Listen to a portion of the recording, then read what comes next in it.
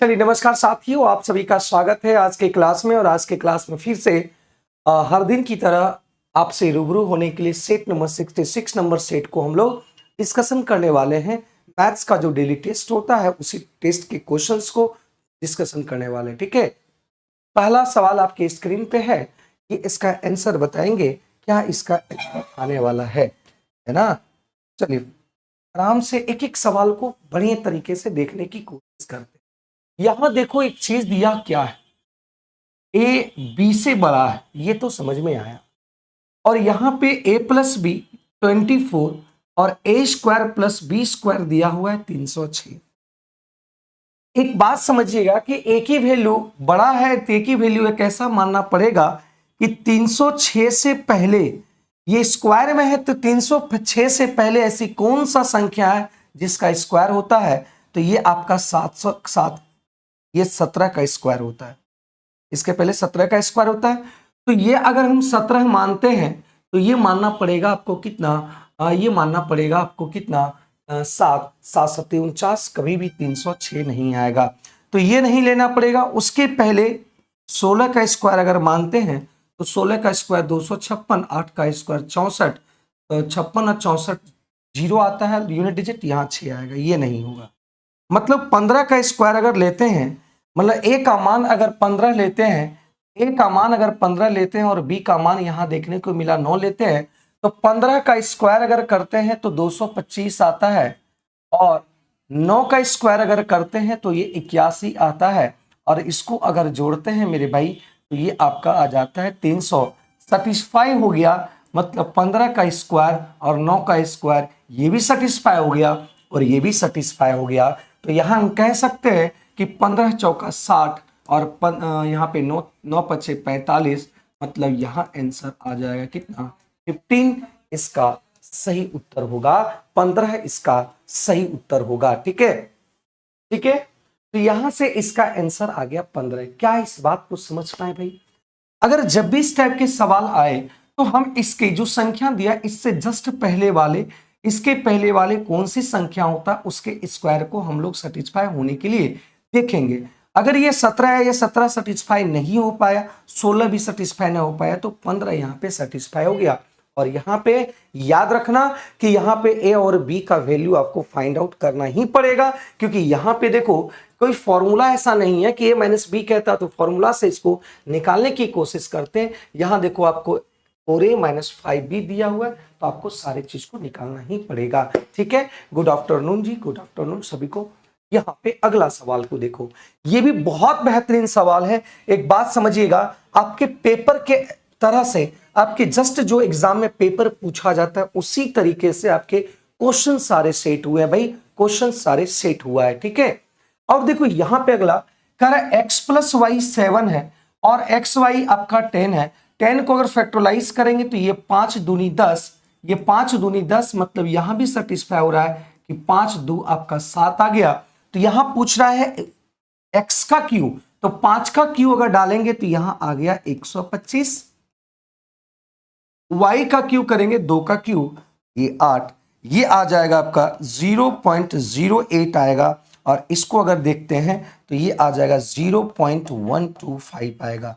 अगर इसको सभी को जोड़ते हैं तो ये आ जाएगा 0.133, ये आएगा ना, देखो तो 133 आ जाएगा। ऑप्शन नंबर सी, बहुत आसान है, बहुत आसान से आंसर निकल पाया। क्लियर है आपका, ये 0.133 आंसर आ गया। इसको सॉल्व करने, इसको फॉर्मूला से सॉल्व अगर करना चाहते तो इसको फॉर्मूला से अगर सॉल्व करने की अगर कोशिश करते तो देखो मेरे भाई कितना समय लगता। यहां पे एलसीएम लेते तो ये एक्स क्यू और ये वाई क्यू आता, और ये आपका हो जाता x q plus y q. फिर इसको कन्वर्ट करते, एक्स क्यू को फॉर्मूला में लिखते, ये एक्स प्लस वाई क्यू और प्लस 3xy, और यहाँ पे एक्स, ठीक है, और ये आ जाता है एक्स वाई का होल। अब बताओ ये सारे को यहाँ पे पुट करते और पुट करने के बाद सॉल्व करते, तो बताओ समय लगता कि नहीं। लेकिन हमने यहाँ पे एक शॉर्ट तरीका से किसी भी क्वेश्चन को कैसे सॉल्व किया जाना चाहिए उसी तरीके से हम इसको निकाल दे पाए। ठीक है, रोशन पंडित गुड आफ्टरनून भाई, गुड आफ्टरनून ब्रो। आगे बढ़ते हैं अगले सवाल पे और अगले सवाल को देखते हैं। एक याद रखिएगा कॉन्सेप्ट को, एक कॉन्सेप्ट को समझने की कोशिश कीजिएगा कि कॉन्सेप्ट ये कहता है कि अगर ये थीटा 1 प्लस अगर ये थीटा 2 अगर ये 90 डिग्री हो गया, अगर दो एंगलों का योग अगर 90 डिग्री हो गया है ना, sum of two angles equal to 90 degree, तो हम कह सकते हैं कि साइन स्क्वायर थीटा 1 और sine square theta 2 equal to 1 होगा। हम कह सकते हैं कॉस स्क्वायर थीटा 1 और ये आपका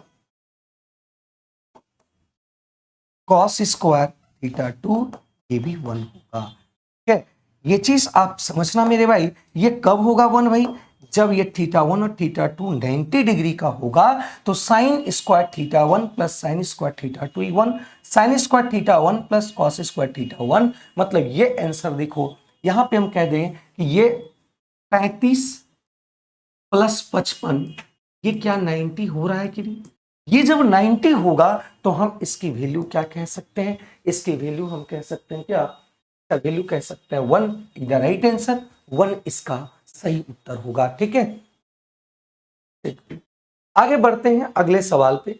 अगले सवाल को समझते हैं, ये सवाल समझने की कोशिश करते हैं और देखते हैं। ठीक है, टेस्ट सतीज आप परचेज कर लो भाई।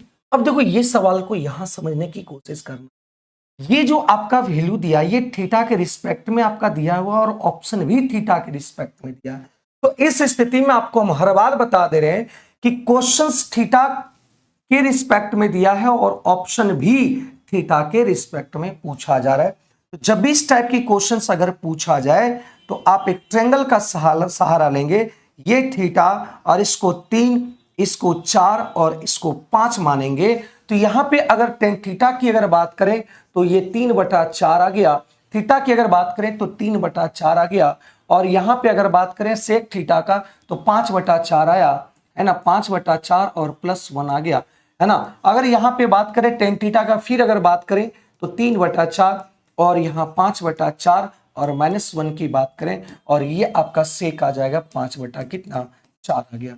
अब जब इसको सॉल्व करेंगे भाई, जब इसको सॉल्व करने की अगर बात करेंगे तो 4 4 हो जाएगा और 4 3 7 5, मतलब ये आ जाएगा आपका कितना 2/4 आएगा। तो 2/4 कहने का मतलब ऊपर आप लिख लेंगे 1/2। अगर इसको सॉल्व करेंगे तो यहां आ जाएगा आपका कितना 1 आ जाएगा। ठीक है, और इसको सॉल्व करेंगे 5/4, मतलब ये आ जाएगा आपका कितना 5/8 आ जाएगा। और 5/8 किसका वैल्यू है? 1/k का मान है। तो k का मान क्या आएगा? 8/5 आएगा। क्या कोई दिक्कत इसमें है? अगर k का मान 8/5 आएगा तो कौन से ऑप्शंस में 8/5 आएगा, इसकी वैल्यू आपको बताना है। तो यहां पे अगर साइन थीटा का मान 3/4 होगा, अगर हम 3/4 यहां रखते हैं तो ये आपका 3/5 यहां रखते हैं तो ये आंसर आया 5 5 5 3 8, 8/5 आ गया। और यहां से भी k का मान 8/5 और ऑप्शन में भी 8/5 दोनों टेली कर गया तो बी इसका सही आंसर हो जाएगा। बी इसका सही आंसर हो जाएगा। पंकज सिंह पटेल बहुत बढ़िया, आप लोग का आंसर आ गया। मोना का भी आंसर सी आ गया, सॉरी बी आना चाहिए, सी नहीं होगा। तो 1 प्लस साइन थीटा और किसी में भी 8/5 नहीं आएगा। ये आपका परफेक्ट तरीका है, इस बात को आप ध्यान रखना। ये परफेक्ट आपका तरीका है कब? जब क्वेश्चंस आपके थीटा में दिया हो और ऑप्शंस आपके भी एंगल पर डिपेंड करे, एंगल में दिया हो एंगल पे ही डिपेंड करे, तो आप इसको क्या करेंगे, ये ट्रायंगल मान करके आप इसको सॉल्व कर लेना। बहुत अच्छा कॉन्सेप्ट है, बहुत अच्छे तरीके से ये कर पाएंगे। ठीक है भाई, बी इसका सही आंसर हो जाएगा। ठीक है, ये इसका सही आंसर होगा। अगर इसको बेसिक बनाना चाहते हैं तो आप देखना, एक चीज आप करके देख लेना, ये सभी को टेन को साइन और कॉस के रिस्पेक्ट में, सेक को कॉस के रिस्पेक्ट में, सबको साइन और कॉस के रिस्पेक्ट में तोड़ देना और आंसर आपका ये आ जाएगा। आप कर लेना भाई, ठीक है ना, आप कर लेंगे। मतलब इसको टेन को साइन कॉस के रिस्पेक्ट में और सेक को भी साइन कॉस के रिस्पेक्ट में, सभी को तोड़ लेना साइन कॉस के रिस्पेक्ट में और तब सॉल्व करने की कोशिश करना, तो आंसर आ जाएगा। ठीक है, यहां पे एक याद रखना कि 1 बराबर आप मान लेना cosec tan square theta minus sec square theta मान लेना, तब सॉल्व हो जाएगा। ठीक है, या तो उसको इस तरीके से कर लेना। ठीक है, अब आते हैं अगले सवाल की ओर, बात करते हैं यहां से क्या करना है। अब यहां पे क्वेश्चंस थीटा के रिस्पेक्ट में और ऑप्शन जो है कांस्टेंट के रूप में दिया, इसमें कुछ नहीं करना है। अगर जहां ही साइन और कॉस नजर आ जाए तो थीटा बराबर आप 0 डिग्री रख लो या 90 डिग्री रख लो, आंसर पर कोई प्रभाव नहीं पड़ेगा। हम कुछ पल के लिए 0 मानते हैं, तो साइन यहां पे अगर थीटा cos 0 मानते हैं तो cos 0 1 होता है, ये 0 हो जाता है, ये पूरा टर्म 0 हो गया, मतलब ऊपर बच गया 1। यहां भी अगर रखते हैं तो ये 0 रखेंगे तो ये 1 देगा, ये 0 रखेंगे तो ये पूरा 0 हो जाएगा, मतलब 1/1 और -1 करेंगे तो ये आंसर हो गया कितना, 0। इधर right answer option number C. Option number C बहुत अच्छे तरीके से ऑप्शन नंबर सी आ गया। क्या यहाँ पे कोई दिक्कत है? क्या यहाँ पे दिक्कत है भाई? ये आंसर आ गया, ठीक है। चलिए आगे बढ़ते हैं अगले सवाल पे। देखो यहां से अभी जस्ट बताएं कि θ1 प्लस θ2, θ1 प्लस θ2 अगर 90 डिग्री होता है तो साइन स्क्वायर θ1 और साइन स्क्वायर θ2 ये आपका 1 होगा, कॉस स्क्वायर θ1 और प्लस कॉस स्क्वायर θ2 ये भी 1 होगा। अभी जस्ट बताएं भाई, अभी जस्ट बताएं। तो यहां से एक बात बताइएगा कि 52 और 38 90 होता है, मतलब ये पूरा वैल्यू कितना होगा, 1। अब देखो यहां से ये दोनों मिलकर आपका 1 होगा, लेकिन यहां 4 और 4 कॉमन होगा, इसका मतलब ऊपर 1, और यहां से 4 कॉमन लेंगे और इसका कॉसेक स्क्वायर 43 डिग्री और कॉस स्क्वायर का 47, इसका 1 हो जाएगा और -5 हो जाएगा, 1/-1, मतलब आंसर हो गया कितना, ठीक है, इतना आंसर आ जाएगा। और यहाँ 2 भी है ना, 1 मिनट, यहाँ 2 भी है, तो +2, तो ये आ गया 3 और यहाँ -1, आंसर हो गया कितना, -3। Option number A, option number A आ गया, ठीक है। चलिए बेहतरीन तरीके से सभी का आंसर, कृष्णा आपका आंसर गलत है भाई, -1 नहीं होगा। आप यहाँ पे 2 देखो, यहाँ 2 भी है, 2 है यहाँ पे, 2 रख लिए, क्या कोई दिक्कत नहीं को है? बोलो भाई, कहीं पे किसी को प्रॉब्लम हुआ? नहीं ना। चलिए आगे बढ़ते हैं अगले सवाल पे। कह रहा कि 3.5 मीटर लंबाई की एक सीढ़ी एक दीवार के शीर्ष तक पहुंचती है। एक दीवार का शीर्ष है, मतलब ये दीवार है टोटल, इस दीवार के शीर्ष तक पहुंचती है ना, इस दीवार के शीर्ष तक ये आपका सीढ़ी है ना, ये आपका जो है ये सीढ़ी है, लैडर है, और ये आपका दीवार है।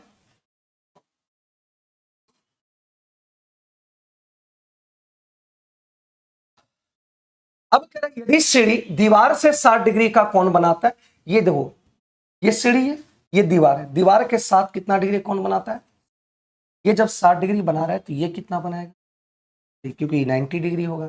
जब ये 30 होगा तो 30 डिग्री के सामने वाला भुजा 1 के रेशियो में होता है, ये √3 के रेशियो में होता है, ये 2 के रेशियो में, ठीक है। अब यहां से देखो ये कह रहा है 3.5 लंबाई एक सीढ़ी, मतलब 2 बराबर दे रखा है कितना, 3.5, कितना दे रखा है, 3.5। तो दीवार की ऊंचाई निकालना है, तो दीवार की ऊंचाई निकालना है, मतलब 3.5, 2 यूनिट का मान इतना निकालना है, 1 यूनिट का, यहां से आ जाएगा आपका 1.75। Option number A, option number ए, ठीक है, ऑप्शन नंबर ए इसका।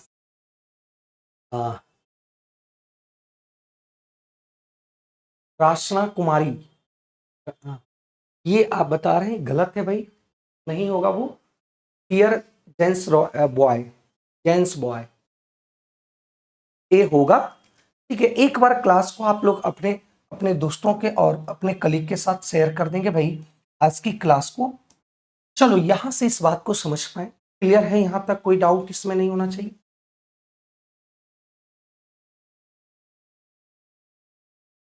नहीं, कौन 60 नहीं दिया है, देखो यहाँ पे कहा कि यदि सीढ़ी और दीवार के 60 डिग्री कौन बनाती है, ये दीवार और ये 60, ये दीवार और ये लैडर जो सीढ़ी है इसके बीच 60 डिग्री कौन बनाती है, दोनों जहां पे आपका लगा हुआ है उससे 60 डिग्री बनाते हैं, ये 60 है तो ये 30 होगा। यहां देखो ना, सीधा सीधा साफ साफ लिखा हुआ है, यहाँ पे पूरा साफ लिखा हुआ है ना, देख लो, समझे।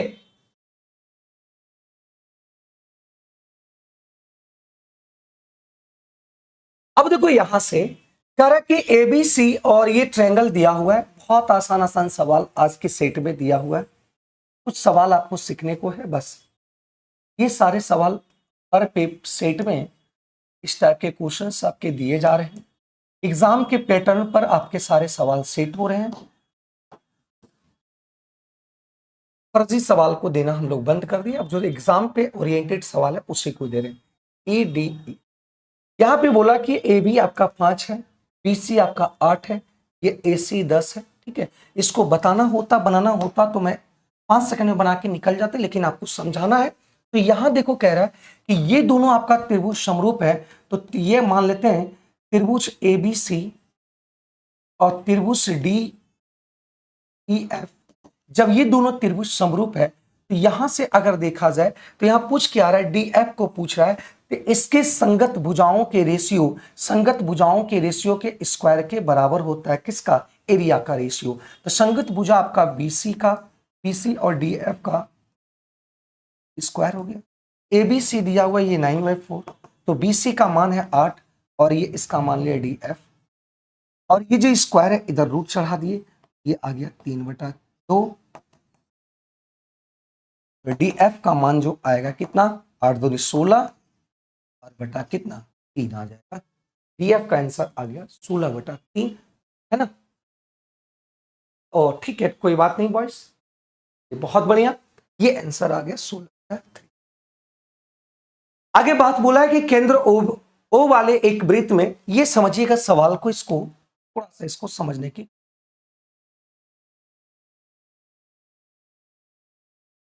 ये आपका एक सर्कल है,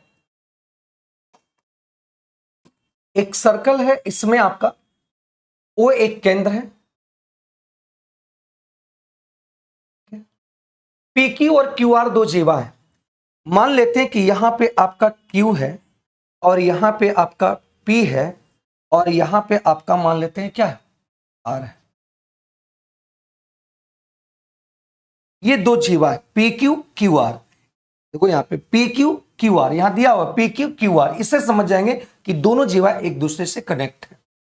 इसको यहां से मिला दो, अब देखो यहां से सेंटर,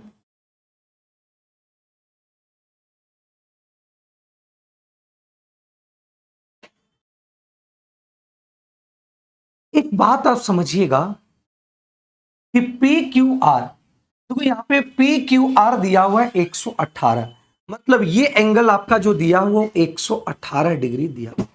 और हम जानते हैं किसी भी सर्कल में एक जीवा से या एक कोड से इसके एक सरकमफ्रेंस पर बना एंगल और देख दूसरी तरफ सरकमफ्रेंस पर बना एंगल, ये दोनों मिलकर होता है 180 डिग्री। ये दोनों मिलकर होता है कितना, 180 डिग्री। जब 180 डिग्री होता है तो ये 118 है। जब भाई बताओ ये 118 है तो ओपीआर, ठीक है, ये जब 118 होगा तो 180 में इसको जब अगर घटाएंगे तो ये 120 होता, तो आपका हो जाता कितना 60, मतलब ये आपका हो गया कितना। कोई दिक्कत है यहां तो बोल दो, कोई दिक्कत, मतलब सरकमफ्रेंस पर एक जीवा के एक साइड बना हुआ सरकमफ्रेंस पर एंगल और जीवा के एक साइड बना हुआ सरकमफ्रेंस पर दूसरी तरफ सरकमफ्रेंस पर बना एंगल, दोनों एंगल मिलकर 180 डिग्री होता है। जब ये 108 है 18 है तो ये 62 होगा। तो एक बात बताइएगा और दूसरी बात समझिएगा कि सेंटर पर बना एंगल उसी साइड सरकमफ्रेंस पर बना एंगल का ये थीटा है, तो ये 2 थीटा होगा, मतलब 62 है तो ये आपका 124 होगा, ये 124। अब बताओ ये त्रिज्या और ये त्रिज्या होगा कि नहीं, तो ये 124 है तो ये एंगल और ये भी एंगल आपका थीटा होगा, मतलब बराबर होगा। इसका कहने का मतलब है कि OPR, एंगल OPR जब 124 से इस ट्रायंगल आपका दोनों ये जो ट्रायंगल बना है, ये पूरे ट्रायंगल को देखो, ये ट्रायंगल 180 डिग्री का होता है, तो 180 डिग्री में 124 अगर खत्म हो गया, 124 खत्म हो गया तो बचा कितना, इन दोनों एंगल मिलाकर 56, और 56 का आधा हो गया कितना, या 28 डिग्री हो गया। ऑप्शन नंबर इतना ही होगा, देख लो ना।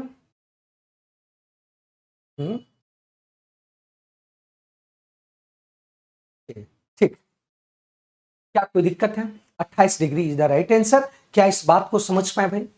दो कॉन्सेप्ट लगा सर्कल का, एक कॉन्सेप्ट ये लगा कि जीवा से एक साइड बना सरकमफ्रेंस पर एंगल और जीवा से जीवा से दूसरी तरफ बना सरकमफ्रेंस पर एंगल कि दोनों एंगल जो होंगे वो 180 डिग्री होंगे। ये 118 है तो ये आपका 62 हो गया। अब दूसरा लगा कि जीवा की एक ही साइड सेंटर पर बना एंगल सरकमफ्रेंस पर बना एंगल का दुगना होता है। जब ये थीटा होगा तो ये 2 थीटा होगा। दो कॉन्सेप्ट लगा और दोनों कॉन्सेप्ट से आंसर निकल पाया भाई। इस बात को आप समझिएगा। आगे बढ़ते हैं अगले सवाल पे। ये देखो ये भी बेहतरीन सवाल है, ये भी बेहतरीन सवाल है। कह रहे दी गई आकृति में A B 10 centimetre, A B बोला गया है ये टोटल आपका 10 सेंटीमीटर है। और सीडी की अगर बात किया गया है तो सीडी आपका कितना है, 7 है, सीडी 7 है। एसडी की अगर बात किया गया है, एसडी आपका कितना है, ये 4 है।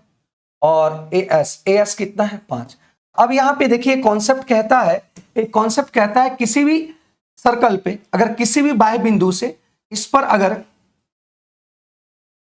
किसी भी बाह्य बिंदु पर अगर ये स्पर्श कर रहा है दो लाइन तो ये दोनों बराबर होता है। इस बात को समझिएगा। बाह्य बिंदु से तो ये तो आपका कोई बाह्य बिंदु है, स्पर्श कर रहा है, तो जब ये 5 होगा तो ये भी आपका कितना होगा, 5। ये टोटल 10 है तो ये भी 5 होगा।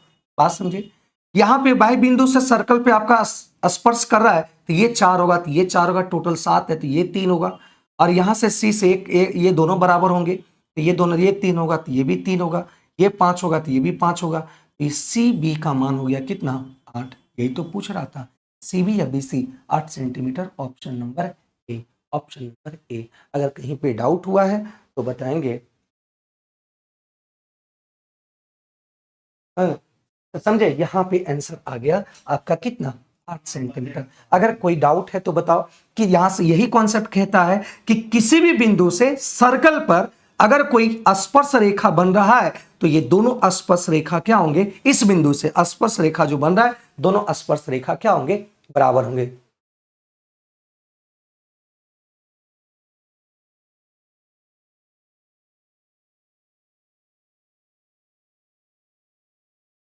चलिए 8 सेंटीमीटर। अगर कहीं भी डाउट है तो आप सवाल आप कमेंट करेंगे, ठीक है।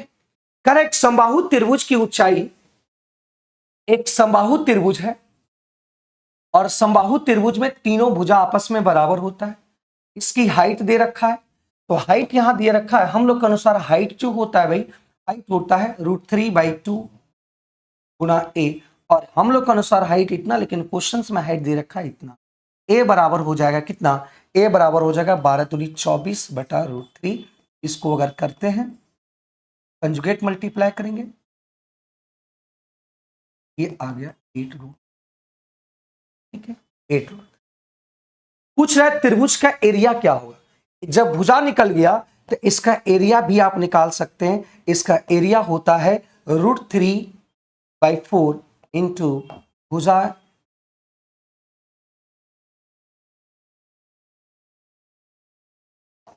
4 दूनी तो 8 चौक 32, 32 और तिया ये हो जाएगा ना, ठीक है। 32 तिया 96 रूट आपका एरिया है। क्या इस बात को समझ पाए? कोई डाउट है भाई, बोलो। कोई क्लियर है, यहाँ पे कोई प्रॉब्लम है? और 16×3 = 48, 8 दूनी 16, 16×3 = 48 है, ठीक है। ये आ गया 48√3, ठीक है। तो यहां से आप रख देना, यहां से रख लेना 1732 रख देना, आंसर आ जाएगा। तो आप बता देना कि इसका आंसर क्या आएगा। 48 गुना आपका आधा हो जाएगा 24, 8 4 8 4, ये आ जाएगा ना, क्या यही आएगा ना, ठीक है। नहीं 7 या 7 7 56, 17 चौका 68, 68 से ज्यादा होगा। देख लो जो होगा आप निकाल लेना, गुना कर लेना, ठीक है। आंसर हमको उम्मीद से लगता है कि ये आंसर होगा, तो आप देख लेना, ठीक है। ऑप्शन नंबर आपका सी हो जाएगा, देख लेना, ठीक है भाई। ठीक है, सभी लोग का आंसर सी आ रहा है, बहुत अच्छी बात है। आगे देखना, आगे एक किसी पहिए का व्यास आपका दे रखा है इतना, एक पहिया है, ठीक है, एक पहिया है, इसका व्यास दे रखा है कितना, आर कितना होगा, 1.33 का आधा होगा, ठीक है। अब कह रहा है कि इसको 380 चक्कर लगाना है। इसको चक्कर लगाना है कितना, 380 चक्कर लगाना है। जब पहिया एक बार जब चक्कर लगाएगा तो एक सरकमफ्रेंस को कवर करेगा। जब पहिया एक बार जब चक्कर लगाएगा तो एक परिधि बराबर आपका तय करेगा, मतलब एक परिधि जितना होगा उतना ही तय करेगा। तो इस तरीके से 380 चक्कर लगा, एक चक्कर लगाने में एक परिधि, तो 380 चक्कर लगाने में उससे परिधि से गुना कर देंगे तो यही आंसर हो जाएगा। तो दूरी बराबर यहां से निकल कर आएगा, दूरी बराबर निकल कर आएगा इसका परिधि, तो 2 पाई आर, आर का मान कितना है 1.33/2 इंटू आपका 380, ये कर लेंगे। ठीक है, ठीक है भाई, इसको सॉल्व कर लेना। 2 से 2 कट गया, ठीक है, तो यहां 7 से इसको काटेंगे, 7 से काटेंगे तो 7 कहीं 7, ठीक है, और यहां पे आ जाएगा आपका कितना 7 6 13 63, 7 9 63, तो ये आ जाएगा आपका, है ना, ये आ जाएगा। इस बात को समझिएगा, इतना आ जाएगा। इसको जब गुना करेंगे, जब गुना करेंगे तो लगभग आपका आंसर आ जाएगा, लगभग आएगा, ठीक है ना, पॉइंट में आएगा लेकिन लगभग हम बता रहे हैं, ये आपका 1588 आ जाएगा। तो ये सी इसका सही उत्तर आ जाएगा इसका, है ना, लगभग आपका इतना आंसर आ जाएगा। ठीक है, तो आप इसे भी आप गुना करके सॉल्व कर लेना, है ना, ये आपका आंसर आ जाएगा इतना, कोई दिक्कत इसमें नहीं होनी चाहिए, इस बात को समझिएगा, ठीक ना। सी इसका सही आंसर होगा। क्या इस बात को समझ पाए? एक चक्कर लगाया तो एक परिधि, तो 380 चक्कर लगाया तो एक परिधि में जितना होगा उसमें 380 गुना कर देंगे तो ये निकल कर आ जाएगा, डिस्टेंस निकल कर। बेलन की ऊंचाई का अनुपात 1:2 दिया हुआ है, मतलब H1 हाइट आपका दिया हुआ है, हाइट दिया हुआ है 1 आपका दिया हुआ है 2। अगर हम त्रिज्याओं की बात करें तो त्रिज्या दिया हुआ है 2:1। तो यहां से अगर वॉल्यूम निकालने की अगर बात करें तो वॉल्यूम होता है बेलन का कितना, बेलन का होता है, आप डायरेक्ट निकाल सकते हैं, इतना लिखने की कोई जरूरत नहीं है। हम जानते हैं बेलन का आयतन होता है पाई आर स्क्वायर, आर स्क्वायर मतलब 2 दूनी 4 और हाइट मतलब 1। यहां से इसका भी पाई आर स्क्वायर, आर स्क्वायर कहने का मतलब 1 का स्क्वायर 1 ही होगा और हाइट 2 आ गया, पाई से पाई कट गया, 2 से ये कट गया, मतलब ये आंसर आ गया 2:1। ये 2:1 यहां पे याद रखिएगा।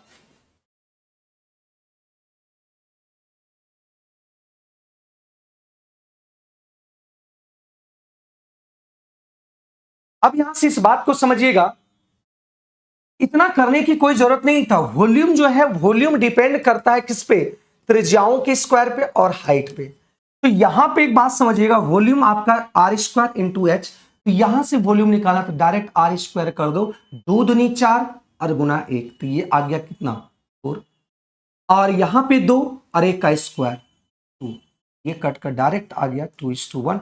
डायरेक्ट आंसर मार सकते हैं 2:1, इसका सही आंसर हो जाएगा। ठीक है,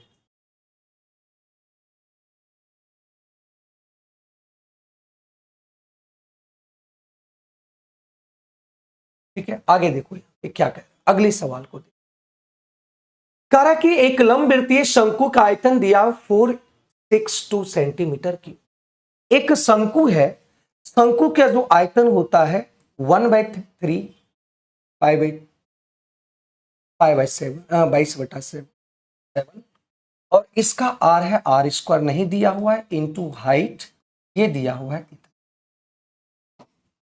अब इसको 22 से काटेंगे तो 22 दूनी 44 और 22 ये आ गया 1, ये की एच का मान दिया हुआ है क्या, एच का मान दिया हुआ 12, एच का मान दिया 12, ये कट गया आपका कितना 4 बार, तो आर स्क्वायर हो जाएगा 21 गुना 7 और बटा कितना 4। ठीक है, रहने देते हैं। कह कि ये आपका शंकु है, इसके आधार का एरिया निकालना है, मतलब ये जो आपका देख रहे हैं सर्कुलर, ये आपका जो वृत्त दिख रहा है इसी का एरिया निकालना है, बेस का एरिया निकालना है। बेस आपका क्या है, वृत्ताकार है, उसी का एरिया निकालना है। तो आधार का जो क्षेत्रफल होगा, तो बताना मेरे भाई, आधार का क्षेत्रफल, आधार का क्षेत्रफल होता है पाई आर स्क्वायर, आर स्क्वायर का मान 21 इंटू 7/, यहां 7 से 7 कट गया, ये 11 और ये 2 कट गया, तो यहां से आ जाएगा 1 2 1 3 और 2, यहां से 2 से जब काटेंगे ये 115.5 आ जाएगा, बी इसका सही आंसर।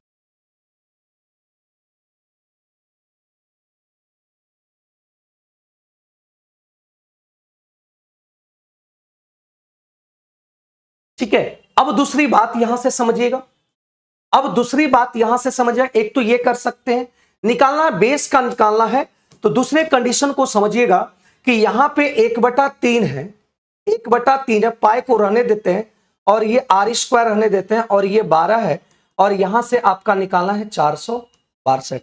अब एक बात समझिएगा, यहां से क्यों निकालना है, इसका बेस का एरिया निकालना है, तो ये भी आपका देखिए πr² है, तो πr² को रहने देते हैं, ये कट गया आपका 4 बार में, है ना, तो ये कट गया 4 बार में, तो πr² हो जाएगा, 4 से इसको काटेंगे तो 4 से इसको काटेंगे तो ये आ गया 4 कहीं 4, फिर आपका आ गया 1 और ये 22 आ गया, 5 चौक 20, तो ये आपका इतना आ गया। तो डायरेक्ट भी आप आंसर इसको निकाल सकते हैं, πr² यहां रहने दो और यहां से h और यहां 1/3 को सॉल्व करके इसको ले आओ तो डायरेक्ट ही आंसर आ जाएगा, क्योंकि इसका एरिया होता है πr², इसका एरिया होता है। आंसर यहां से आप ऐसे कर सकते हैं, ठीक है। हाँ रंजली राजपूत कर सकते हैं, यहां पे हमने किया है, कोई दिक्कत नहीं है ना, वो ना यहाँ पे हम लोग कर दिए। तो ये सेकेंड मेथड है और ये पूरी तरह से आप इसको तोड़कर निकाले तो इस तरीके से आंसर यहाँ पे निकल कर आया, ठीक है भाई, कोई दिक्कत नहीं होनी चाहिए किसी को भी। चलिए अगले सवाल को देखो, ये भी बेहतरीन सवाल है। कह रहा है गोले की आयतन दिया है, उसकी व्यास कितना होगा। बहुत आसान सवाल दिया है भाई, बहुत आसान सवाल दिया है। तो गोले की आयतन की अगर बात किया तो 4/3 22/7 और ये होता है r³ और ये दिया हो 48। तो यहां से आपको r का मान निकालना है, तो r की मान को निकालने के लिए पहले ये 11 दूनी 22, ये 11 से काटेंगे तो 11 चौक 44, 4 45, 11 चौक 44 और ये आपका 1, कोई दिक्कत नहीं होनी चाहिए यहाँ पे। अब देखो यहां से r³ निकालने की अगर बात करते हैं तो 7 या 21 और बटा 4 दूनी 8, तो r अगर जब निकालेंगे तो क्यू रूट आएगा, तो यहां आ जाएगा ऊपर में 21 गुना 21 गुना 21, तो 1 आएगा और 8 को लिखेंगे 2 गुना 2 गुना 2, तो ये आएगा 2। r का मान आ गया, त्रिज्या का मान इतना आ गया, तो व्यास पूछ रहा है डी मतलब डायमीटर पूछ रहा है, तो 21/2 त्रिज्या का दुगना होता है, त्रिज्या का कितना होता है 2 गुना 2 कट गया, ये आ गया 30 सेंटीमीटर। इसका सही आंसर ऑप्शन नंबर ए। बेहतरीन सवाल थे और कर पाए, ठीक है।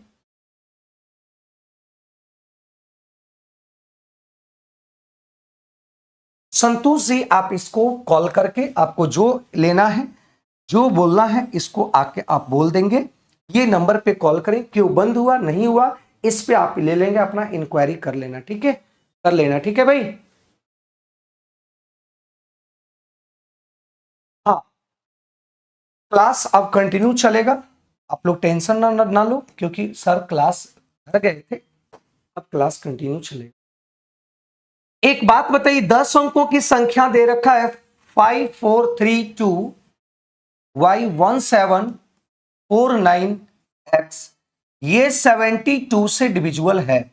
जब ये 72 से डिविजुअल है तो 72 से जब ये संख्या डिविजुअल तो होगा तो इसके फैक्टर से भी डिविजुअल होगा।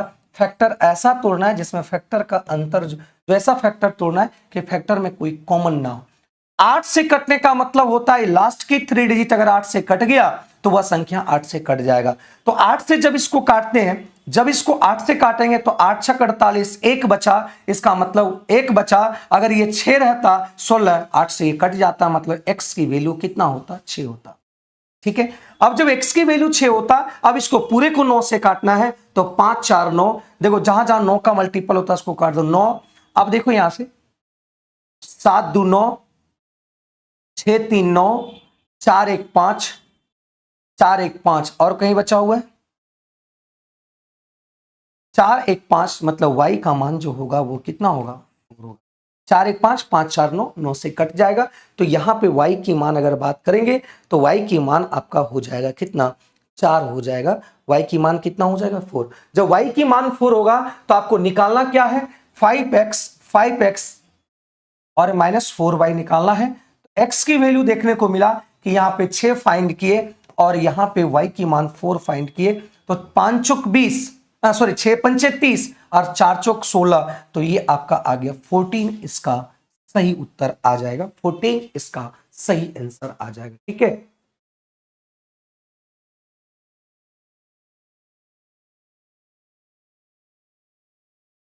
चलिए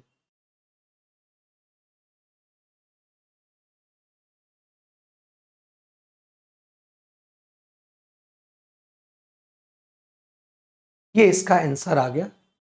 देख लो, एक्स कह रहे कि आलम बोल रहे हैं कि एक्स 7 होगा। अरे भाई, दिमाग ये होना चाहिए कि जब ये 72 से कटेगा, ये 72 से कटेगा, ये इवन नंबर है तो ये भी इवन नंबर होना चाहिए, तो एक्स कभी 7 पॉसिबल होगा। थोड़ा सा भी दिमाग लगाओ भाई, थोड़ा सा भी दिमाग लगाओ भाई, है ना। ऑफलाइन टेस्ट कितने बजे से होते हैं? तो वो आपके 8 बजे से, 8 या 7:30 बजे, 7:15 बजे से होते हैं। कारण निम्नलिखित में से कौन सी संख्या 4 से डिविजुअल है? तो 4 से डिविजुअल होने का मतलब यह हुआ कि ये 4 से डिविजुअल होने का मतलब होता है लास्ट की 2 डिजिट 4 से डिविजुअल होना चाहिए। तो लास्ट की देखो यहां पे,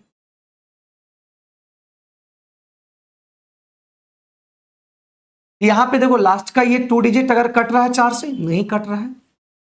क्या लास्ट की 2 डिजिट कट रहा है 4 से? नहीं कट रहा है। लास्ट की 2 डिजिट 4 से कट रहा है। ऑप्शन नंबर आपका सी, ऑप्शन नंबर सी। आसान सवाल था। ऑप्शन नंबर करा कि 100 1 से लेकर 100 तक, 1 से लेकर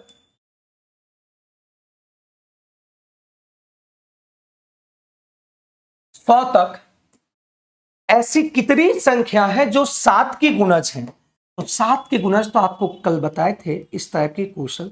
7 से जब गुणज होंगे तो 7 से इसको डिवाइड करेंगे, तो 7 से जब इसको डिवाइड करेंगे तो ये 14 आएगा। मतलब 14 टर्म ऐसे हैं, 14 टर्म्स ऐसे हैं जो 7 से डिविजल होंगे। कहां से? 1 से लेकर 100 तक। ठीक है, लेकिन कह रहा कि वो 6 के गुणज, 4 के गुणज नहीं होना चाहिए। तो 4 के गुणज नहीं होना चाहिए, कुछ ऐसे संख्याएं जैसे 28, ये 7 से तो कटता है लेकिन 4 से भी कटता है, मतलब ये नहीं होना चाहिए कि वो 4 से कटे। तो 7 और 4 का एलसीएम ले लीजिए, तो एलसीएम कितना आया? 28। अब 28, तो 100 में से 28 को डिवाइड करेंगे, तो ये जब डिवाइड करेंगे, क्योंकि 28 की संख्या पता चल पाएगा, 28 फिर इसका दुगना फिर इसका तिगुना, मतलब ये 3 संख्या ऐसे हैं जो 28 से कटते हैं। 3 ऐसे टर्म्स हैं जो किससे कटेंगे? 28 से डिविजुअल होंगे, है ना। ऐसे हैं जो किससे डिविजुअल होंगे? 28 से। तो यहां से ओनली 7 से डिविजुअल होने के लिए, डिविजुअल होने के लिए, तो यहां से जो होंगे वो कितना होंगे? 14 - 3, तो ये आ जाएगा कितना? 11 इसका आंसर। ठीक है, 11 इसका आंसर हो जाएगा। Option number B, option number B. Only 11 से विभाज्य होने के लिए कितनी ऐसी संख्या होंगे? तो वो 11 संख्या होंगे, 11 संख्या होंगे जो 7 के गुणज होंगे, लेकिन वो 4 के गुणज नहीं होंगे, और वो 11 आंसर है। ठीक है, इस बात को समझ पाए भाई? चलिए, बहुत बढ़िया। अब देखो यहां पे कह रहा है कि 1000 और 2000 के मध्य, सवाल कह रहा है कि 1000 और 2000 के मध्य ऐसी कितनी संख्या है जो, जिन्हें 341 से डिविजुअल होने के लिए विभाजित होने पर 5 शेषफल बचता है। छोड़ दो, शेषफल बचा ही नहीं बचा उससे कोई मतलब नहीं, ये संख्या आपको निकालना नहीं है, सिर्फ देखना है 3 से 41 से कितनी संख्या ऐसे डिविजुअल होंगे। तो यहां पे देख लो, 341 गुणा अगर 3 करते हैं तो 3 इकाई 3 और 3 चौक 12 और 3 तिया 9, 9 1 10। एक ऐसी संख्या है जो 341 से डिविजल होगा, लेकिन शेषफल बचाता है 5। इसको आपको जोड़ना पड़ेगा, है ना, जोड़ना पड़ेगा, और ये 28। इसी तरीके से, है ना, इसी तरीके से आप इसमें जोड़ते जाओ, है ना, इसमें 341 से डिवाइड करते जाओ, तो ओनली यहां पे जो नंबर होंगे टोटल, आप देखना कि पहली संख्या 1023 था जो 341 से कटा, लेकिन 1028 हो गया जो 341 से काटेंगे तो 5 शेषफल आएगा। ठीक है, तो यहां पे हम लोग कर लो, फिर दुगना कर दो इसका, दुगना करो फिर वो संख्या होगा, फिर 3 गुना करो वही संख्या होगा। तो नंबर टोटल नंबर आपका 3 ही होगा, क्योंकि 3 से ज्यादा हो नहीं सकता। क्योंकि 3 किए फिर इसको आपको करना पड़ेगा 4 से गुना करना पड़ेगा और +5 लिखना पड़ेगा। फिर यहां से 341 गुना 5 करेंगे और +5 लिख, इसके ज्यादा अब नहीं होंगे, इससे ज्यादा अब नहीं होंगे। बस एक संख्या ये, एक संख्या यहाँ, एक संख्या यहाँ, 3 ही ऐसी संख्या होंगे, 3 ही ऐसी संख्या होंगे जो आपके 341 से डिवाइड करने पर 3 से होता है। बस सीधा सीधी बात है, आप बस देख लेना, हो जाएगा। आंसर क्लियर है, कोई दिक्कत इसमें नहीं होना चाहिए। ठीक है, 3 इसका ऐसा आंसर है जो कि आपके क्या होंगे, 341 से जब डिवाइड करेंगे तो रिमाइंडर आपका कितना बचेगा। ठीक है, सिंपल से अगर ऐसे भी निकालना चाहते हैं तो 2000 को अगर 341 से डिवाइड करेंगे, पूर्ण रूपेण जब कटेगा तो ये पूर्ण रूपेण 5 बार में कटेगा। अगर 1000 तक, एक से लेकर 1000 तक, एक से लेकर 1000 तक 341 से कटने वाली संख्या अगर बात करें तो ये दो ऐसी संख्या है जो पूर्ण रूपेण कटेगा। तो ये 1 से लेकर 5 गो था, ये 1 से लेकर 1000 में 2 गो था, तो टोटल संख्या कितना होगा, 3 ही होगा। और आंसर हो जाएगा ऑप्शन 3। या तो ऐसे कर सकते हैं या ऐसे कर सकते हैं। यहां कोई नंबर नहीं पूछा, इसलिए यहां कोई नंबर नहीं पूछा, इस बात को समझिएगा, कोई यहां पे नंबर नहीं पूछा। ठीक है, डायरेक्ट या सेक्सफल, अगर या सेक्सफल अगर नंबर पूछता तो हम इस तरह से इसका निकालते, इसको भी निकालते, इसको भी निकालते, है ना। लेकिन यहाँ नंबर नहीं पूछा है, बस सीधा सीधी इतना से डिविजिबल होना चाहिए। बहुत बढ़िया। देखो ये सवाल देखो मेरे, इस सवाल को देखो, यहां क्या कर सकते हैं इस बात को, एक चीज देखो यहां पे सारे इवन नंबर है। अगर शुरू से इवन नंबर को लिया जाए, शुरू से इवन नंबर, क्योंकि शुरू से ही हमको फॉर्मूला पता है, शुरू से इवन नंबर अगर लिया जाए, इवन नंबर लिया जाए तो ये आपका 4 का क्यूब, देखिएगा आराम से देखिएगा, 6 का क्यूब, और इस तरीके से 12 का क्यूब, और इस तरह से 14 का क्यूब, और डॉट डॉट डॉट आपका कितना, 10 का।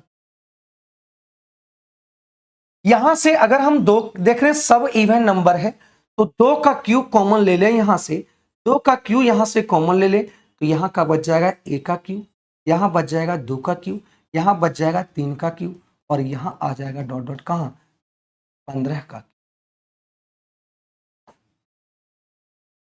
ठीक है, और यहां पे इस तरीके से 7 का क्यूब हो जाएगा, 8 का क्यूब हो जाएगा, इस तरीके से। एक बात बताओ मेरे भाई, एक बात बताओ मेरे भाई, इस बात को समझिएगा, इस बात को समझिएगा कि हम लोग जानते हैं, थोड़ा सा समझिएगा, थोड़ा सा दिमाग लगेगा कि यहां पे 1 का क्यूब और 2 का cube, dot dot dot n के क्यूब तक अगर फॉर्मूला चाहिए इसका फॉर्मूला, तो n into n plus 1 by 2 का होल स्क्वायर होता है। ये हम अच्छे तरीके से जानते। ठीक है, अब समझना यहां पे कि हमने फालतू कितना लिखा है। फालतू हमने यहां से लेकर यहां तक लिखा है, मतलब ये 12 का क्यू है, तो इसका मतलब यहां पे आपका 6 का क्यू रहा होगा। तो ये जो रेड वाला आप देख रहे हैं, ये जो रेड वाला ये फालतू का लिखे हैं। लेकिन एक बात बताओ, 1 से लेकर 15 के क्यू तक का फॉर्मूला आप बता दो क्या आएगा। तो फॉर्मूला आएगा 15 इंटू 15 एक 16/2 का होल स्क्वायर। लेकिन ये कहां से आया, 1 से लेकर 15 तक आया। 15 का आधा किसका है, 20 का।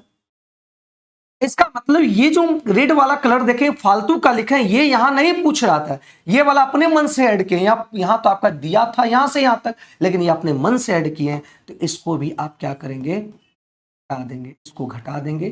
ये आपका आ गया कितना, आप सॉल्व कर दो, आराम से सॉल्व कर दो।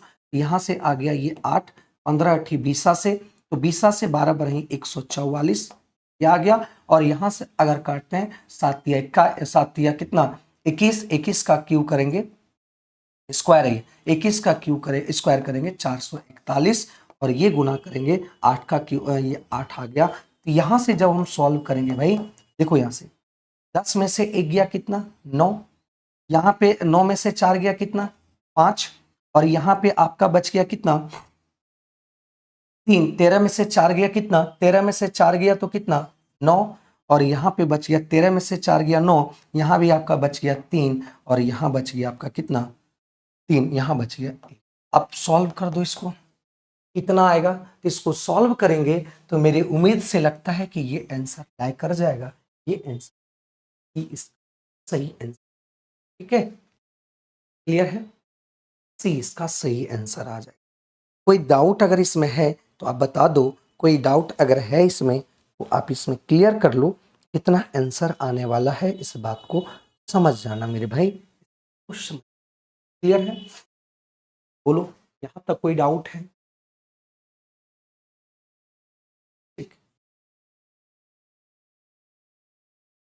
अपमा झा कह रही है कि नहीं समझे सर, क्या इसमें नहीं समझे?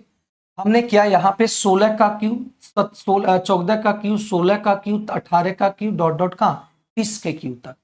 जब वो 30 के क्यू तक लिए, हमने क्या किया, यहाँ 2 का क्यू से लेना स्टार्ट किए, 2 का क्यू, 4 का क्यू, फॉर्मूला सेट करने के लिए।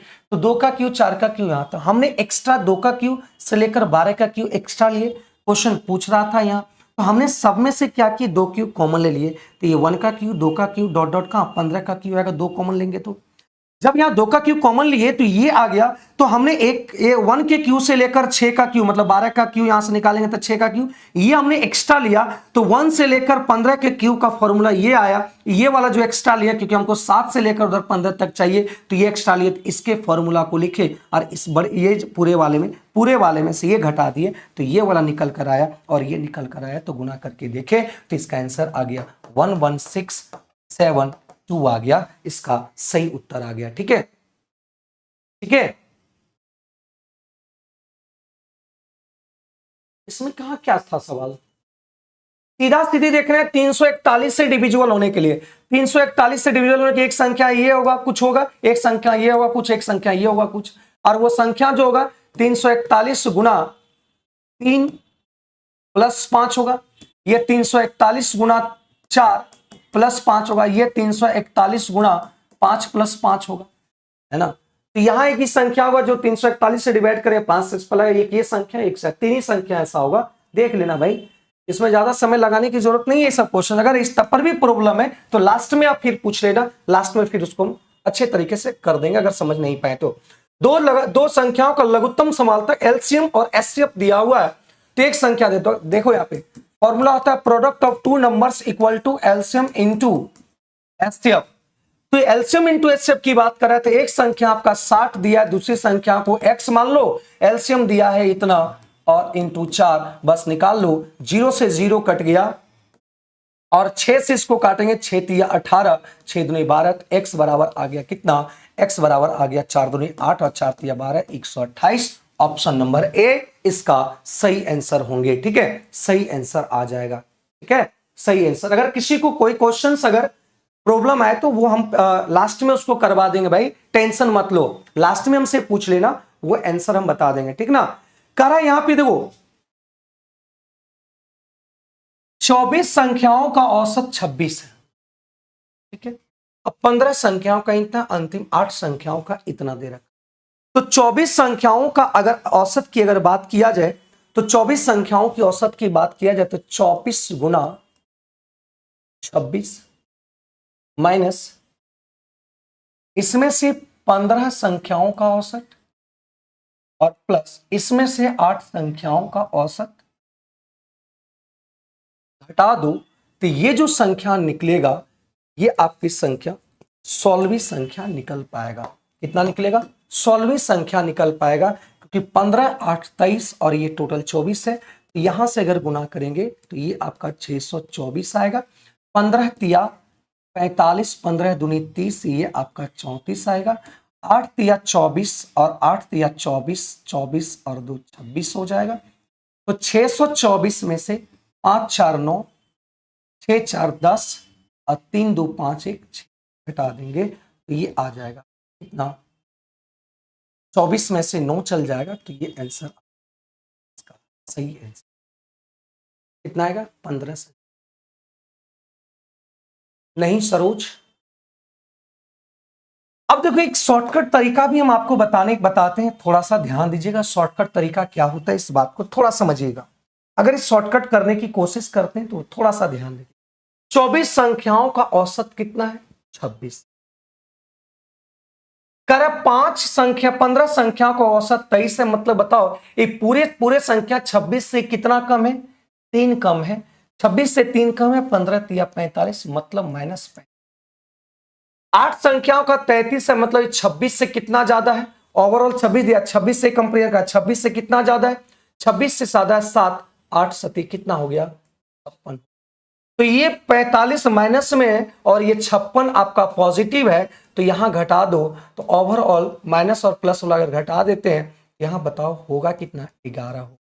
11 प्लस में है, तो यहां पे 11 अगर पॉजिटिव है तो बैलेंस करने के लिए 26 में से 11 घटा देंगे, तो ये आंसर हो जाएगा कितना? 15। इसका सही आंसर। अगर ये नेगेटिव आता तो यहां पे पॉजिटिव करते हैं, ये पॉजिटिव आया तो यहां पे नेगेटिव किए और नेगेटिव किए तो आंसर 15 आ गया। आप शॉर्टकट भी देख पाए, है ना, शॉर्टकट भी देख पाए और शॉर्टकट से भी सॉल्यूशंस आप कर पाए, है ना, ये शॉर्टकट से भी सॉल्यूशन कर पाए कि आंसर 15 आ गया। इसमें से यहां पे फिर से एक बार देख लो, एक बच्चे ने कह रहा है कि फिर से बताइएगा। 24 संख्याओं का औसत इतना है, तो योगफल बराबर होता है मेरे भाई, है ना, योगफल बराबर होता है औसत गुना संख्या होता है।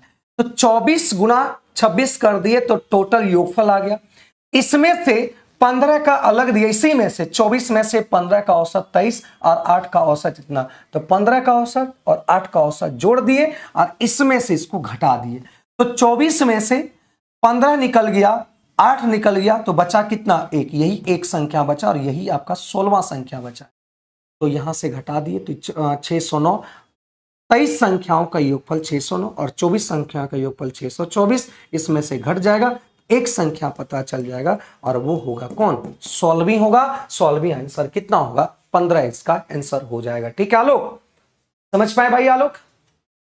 और ये शॉर्टकट था, इस शॉर्टकट को भी आप समझ पाएंगे, बहुत आसान है शॉर्टकट, इतना गुना करने की जरूरत नहीं पड़ा, उसमें आप डायरेक्ट आंसर को निकाल पाए, आंसर ये आ गया। ठीक ना, अगले सवाल पे बढ़ते हैं। अगला सवाल कह रहा है एक कमरे में मेज और कुर्सी का अनुपात 7:9 है। मेज, है ना, एक आपका टेबल और चेयर का ये दिया हुआ है 7 कितना? यदि कमरे में 560 मेज और कुर्सियां हैं तो टोटल यहां कितना है? और यही 16 बराबर कितना दिया हुआ है? 500। निकालना है किसको? कुर्सियों की संख्या। कितना गुना कर दें? 9 कर दें। ठीक है, यहां पे 16 तिया 48 और 6 8 8 16 पंचे 80, तो 9 पचे 45, 9 तिया 27 और ये 31 आएगा। 315 आपका क्या कहलाएगा? चेयर कहलाएगा, है ना, क्या कहलाएगा? चेयर कहलाएगा। इस बात को समझिए, ठीक है, चेयर कहलाएगा, इस बात को समझिए। ठीक है, चलिए बहुत बढ़िया, ये आंसर आ गया।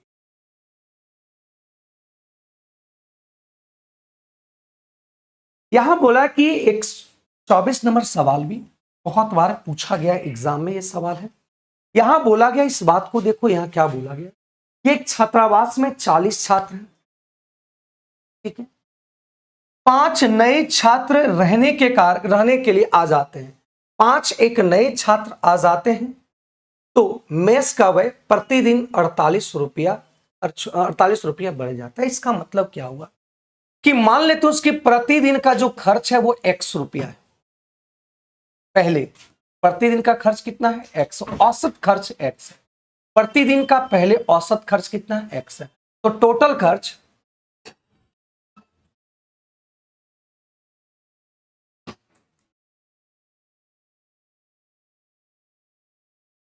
कितना है? X है। तो 40 छात्र रह रहे थे तो X खर्च है, तो एक आदमी का अगर बोले कि X खर्च है तो ये आपका कितना हो जाएगा? 40X हो जाएगा, है ना। प्रतिदिन औसत खर्च एक लड़के का जो है वो कितना है? एक छात्रा का कितना है?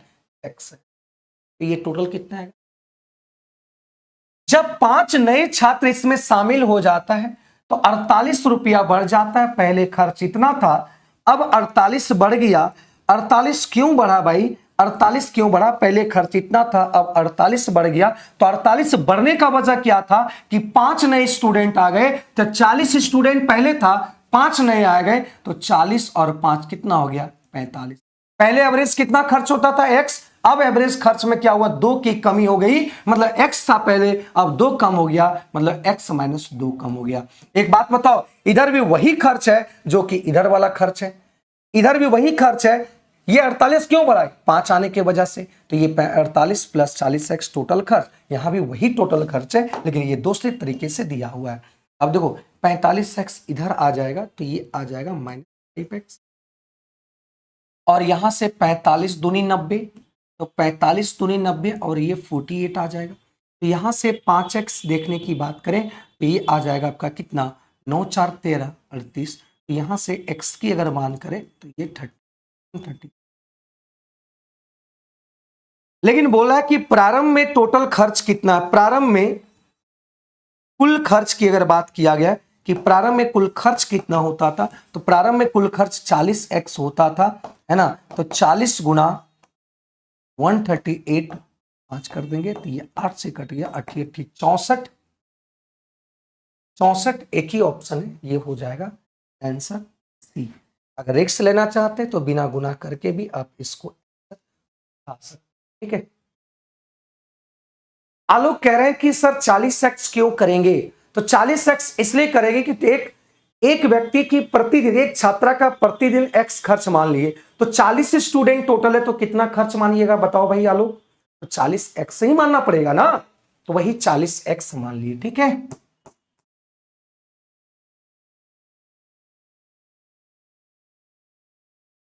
बात समझे आलोक? हाँ 40 टोटल बच्चा है, जो भी है 40 टोटल बच्चा है। इसी 40 को एक प्रतिदिन एक बच्चे की खर्च x रुपया है, तो 40x हो जाएगा टोटल खर्च प्रारंभ में। 5 आदमी आया तो 48 रुपया बढ़ गया, 5 आदमी आया तो 48 बढ़ गया, तो यहाँ पे 5 आया तो 40, 5 45, और व्यय में 2 रुपया कम हो गया x। पहले 100 रुपया खर्च होता था, अब यहाँ पे 2 रुपया कम हो रहा है, ठीक है। चलिए कोई डाउट इसमें?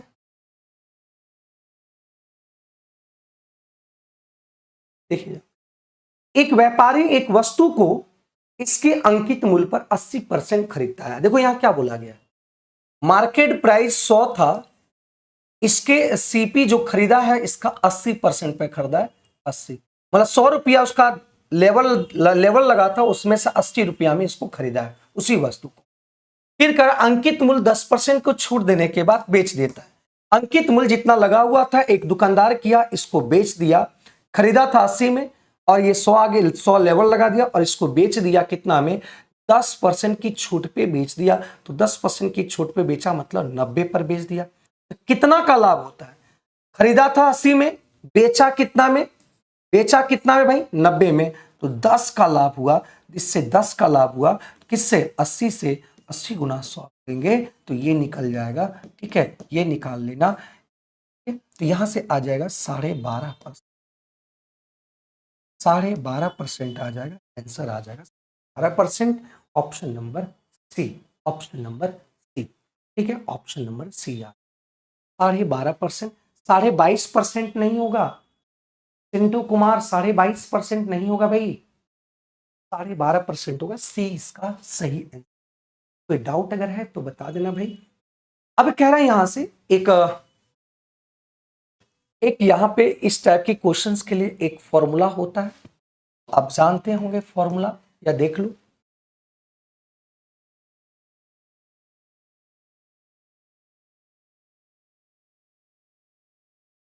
दरों का अंतर, डिफरेंस ऑफ रेट बराबर होगा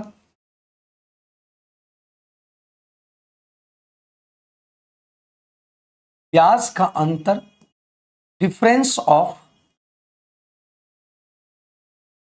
एसआई सिंपल इंटरेस्ट, और ये आपका मूलधन प्रिंसिपल गुना। बस इसको याद रख लीजिएगा, बस ये अगर जब भी इस टाइप के क्वेश्चंस है, बस इसी फॉर्म में आप पुट कर दे। यहां कह रहा है कि 1625 की राशि दो अलग अलग स्रोतों से 5 वर्षों में प्राप्त साधारण ब्याज का अंतर इतना है। तो ब्याज के दरों के बीच का अंतर क्या है? तो ब्याज के दरों के बीच का अंतर अंतर है ना, अंतर क्या है, यही अंतर निकालना है। दरों का अंतर मतलब ये आपका रेट का अंतर। ब्याज का अंतर कितना दिया है? 32.5 गुना 100 और बटा मूलधन कितना दिया हुआ है? 625 और गुना, है ना। इसको इंग्लिश में अगर लिखेंगे तो ये कर लेना सॉल्व, आंसर आ जाएगा। तो यहां से इंग्लिश में लिखेंगे तो डिफरेंस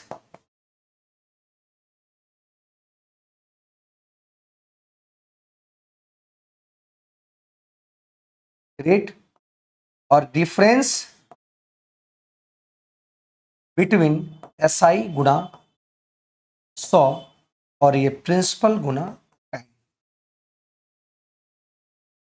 इंग्लिश वाले इसको देख लेंगे, ठीक है। आंसर कितना आएगा बताओ? ये आंसर आएगा, ये आंसर आ जाएगा, ठीक है।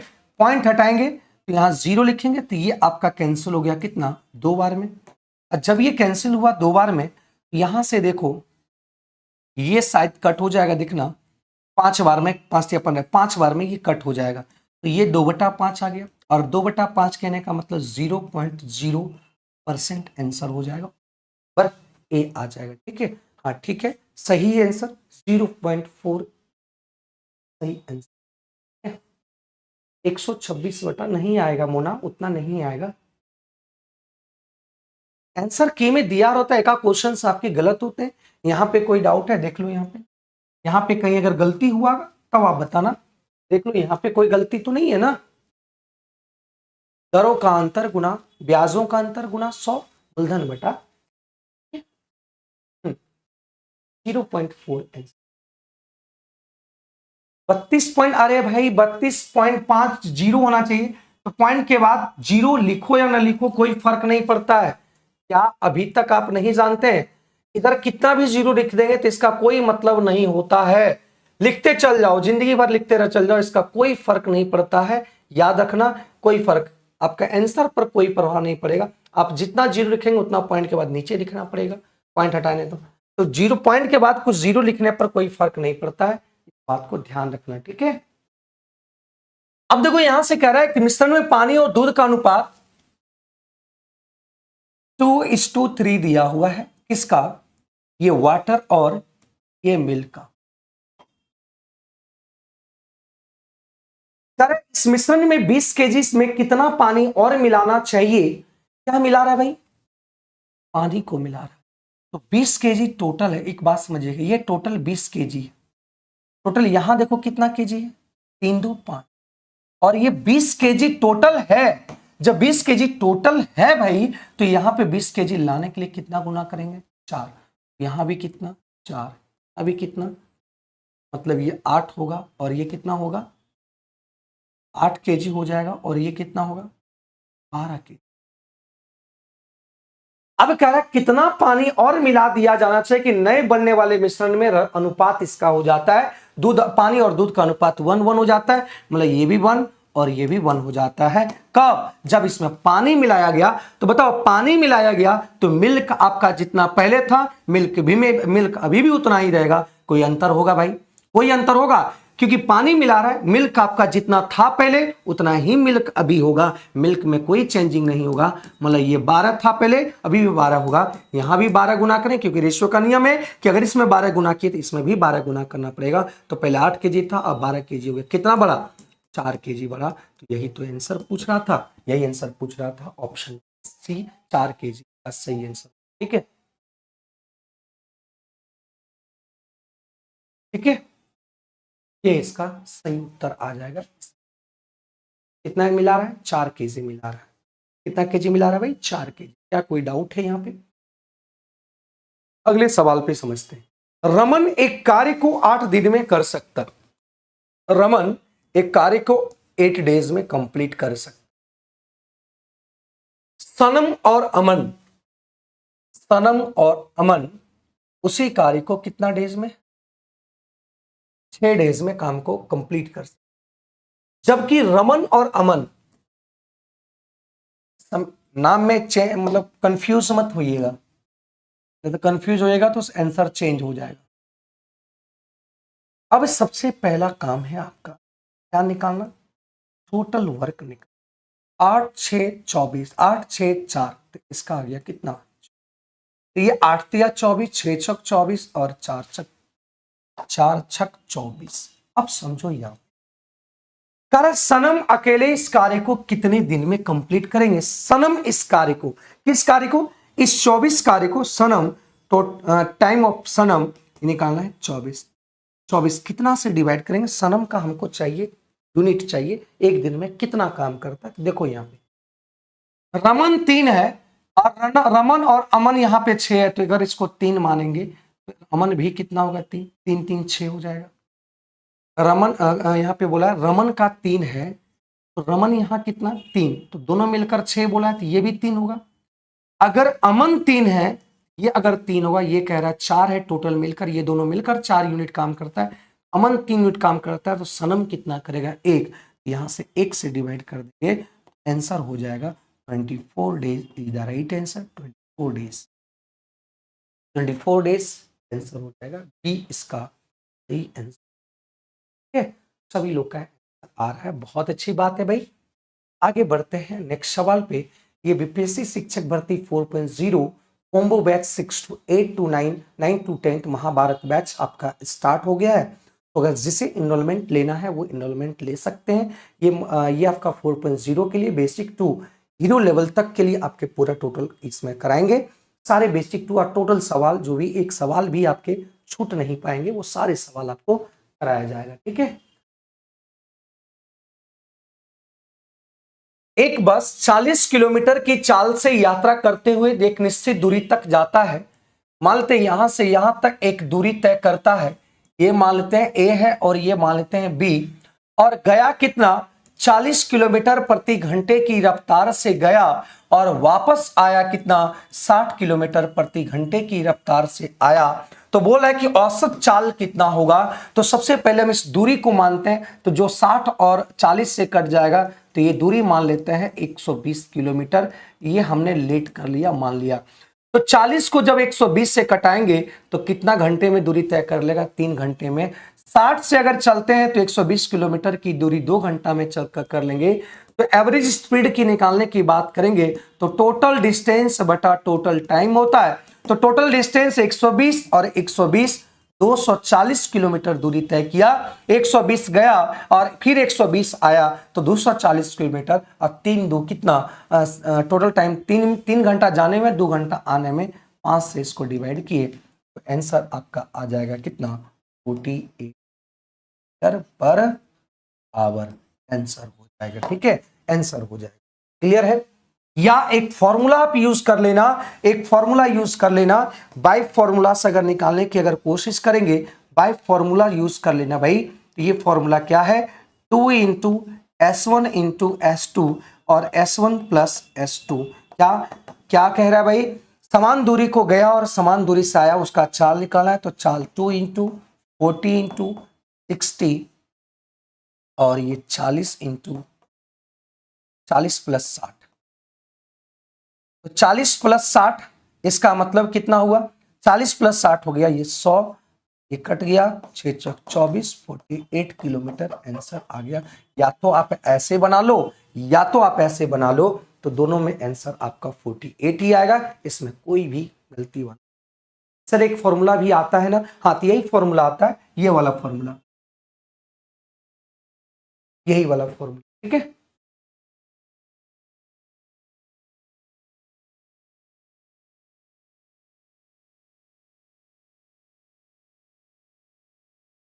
यहां देखो सवाल क्या कर, इस सवाल थोड़ा सा समझने में, सवाल को, क्वेश्चंस को पढ़ने के बाद ये लगा होगा कि सवाल क्या कह रहा है, ये पता ही नहीं चल पा रहा होगा।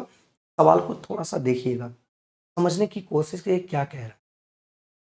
एक रेलगाड़ी किसी अस्थिर खंबे को पार करने में 1 मिनट समय लेता है। बात को समझिएगा, एक रेलगाड़ी है, इसकी चाल कितना है ये पता नहीं, तो मान लेते हैं चाल इसकी x किलोमीटर बराबर है, और इसकी लंबाई कितना है ये पता नहीं, मान लेते हैं कितना, इसकी जो लंबाई है वो मान लेते हैं l। क्या मान लेते हैं, एक खंबा है ये, इस खंबे को पार करने में समय लेता है कितना, 1 मिनट लेता है पार, मतलब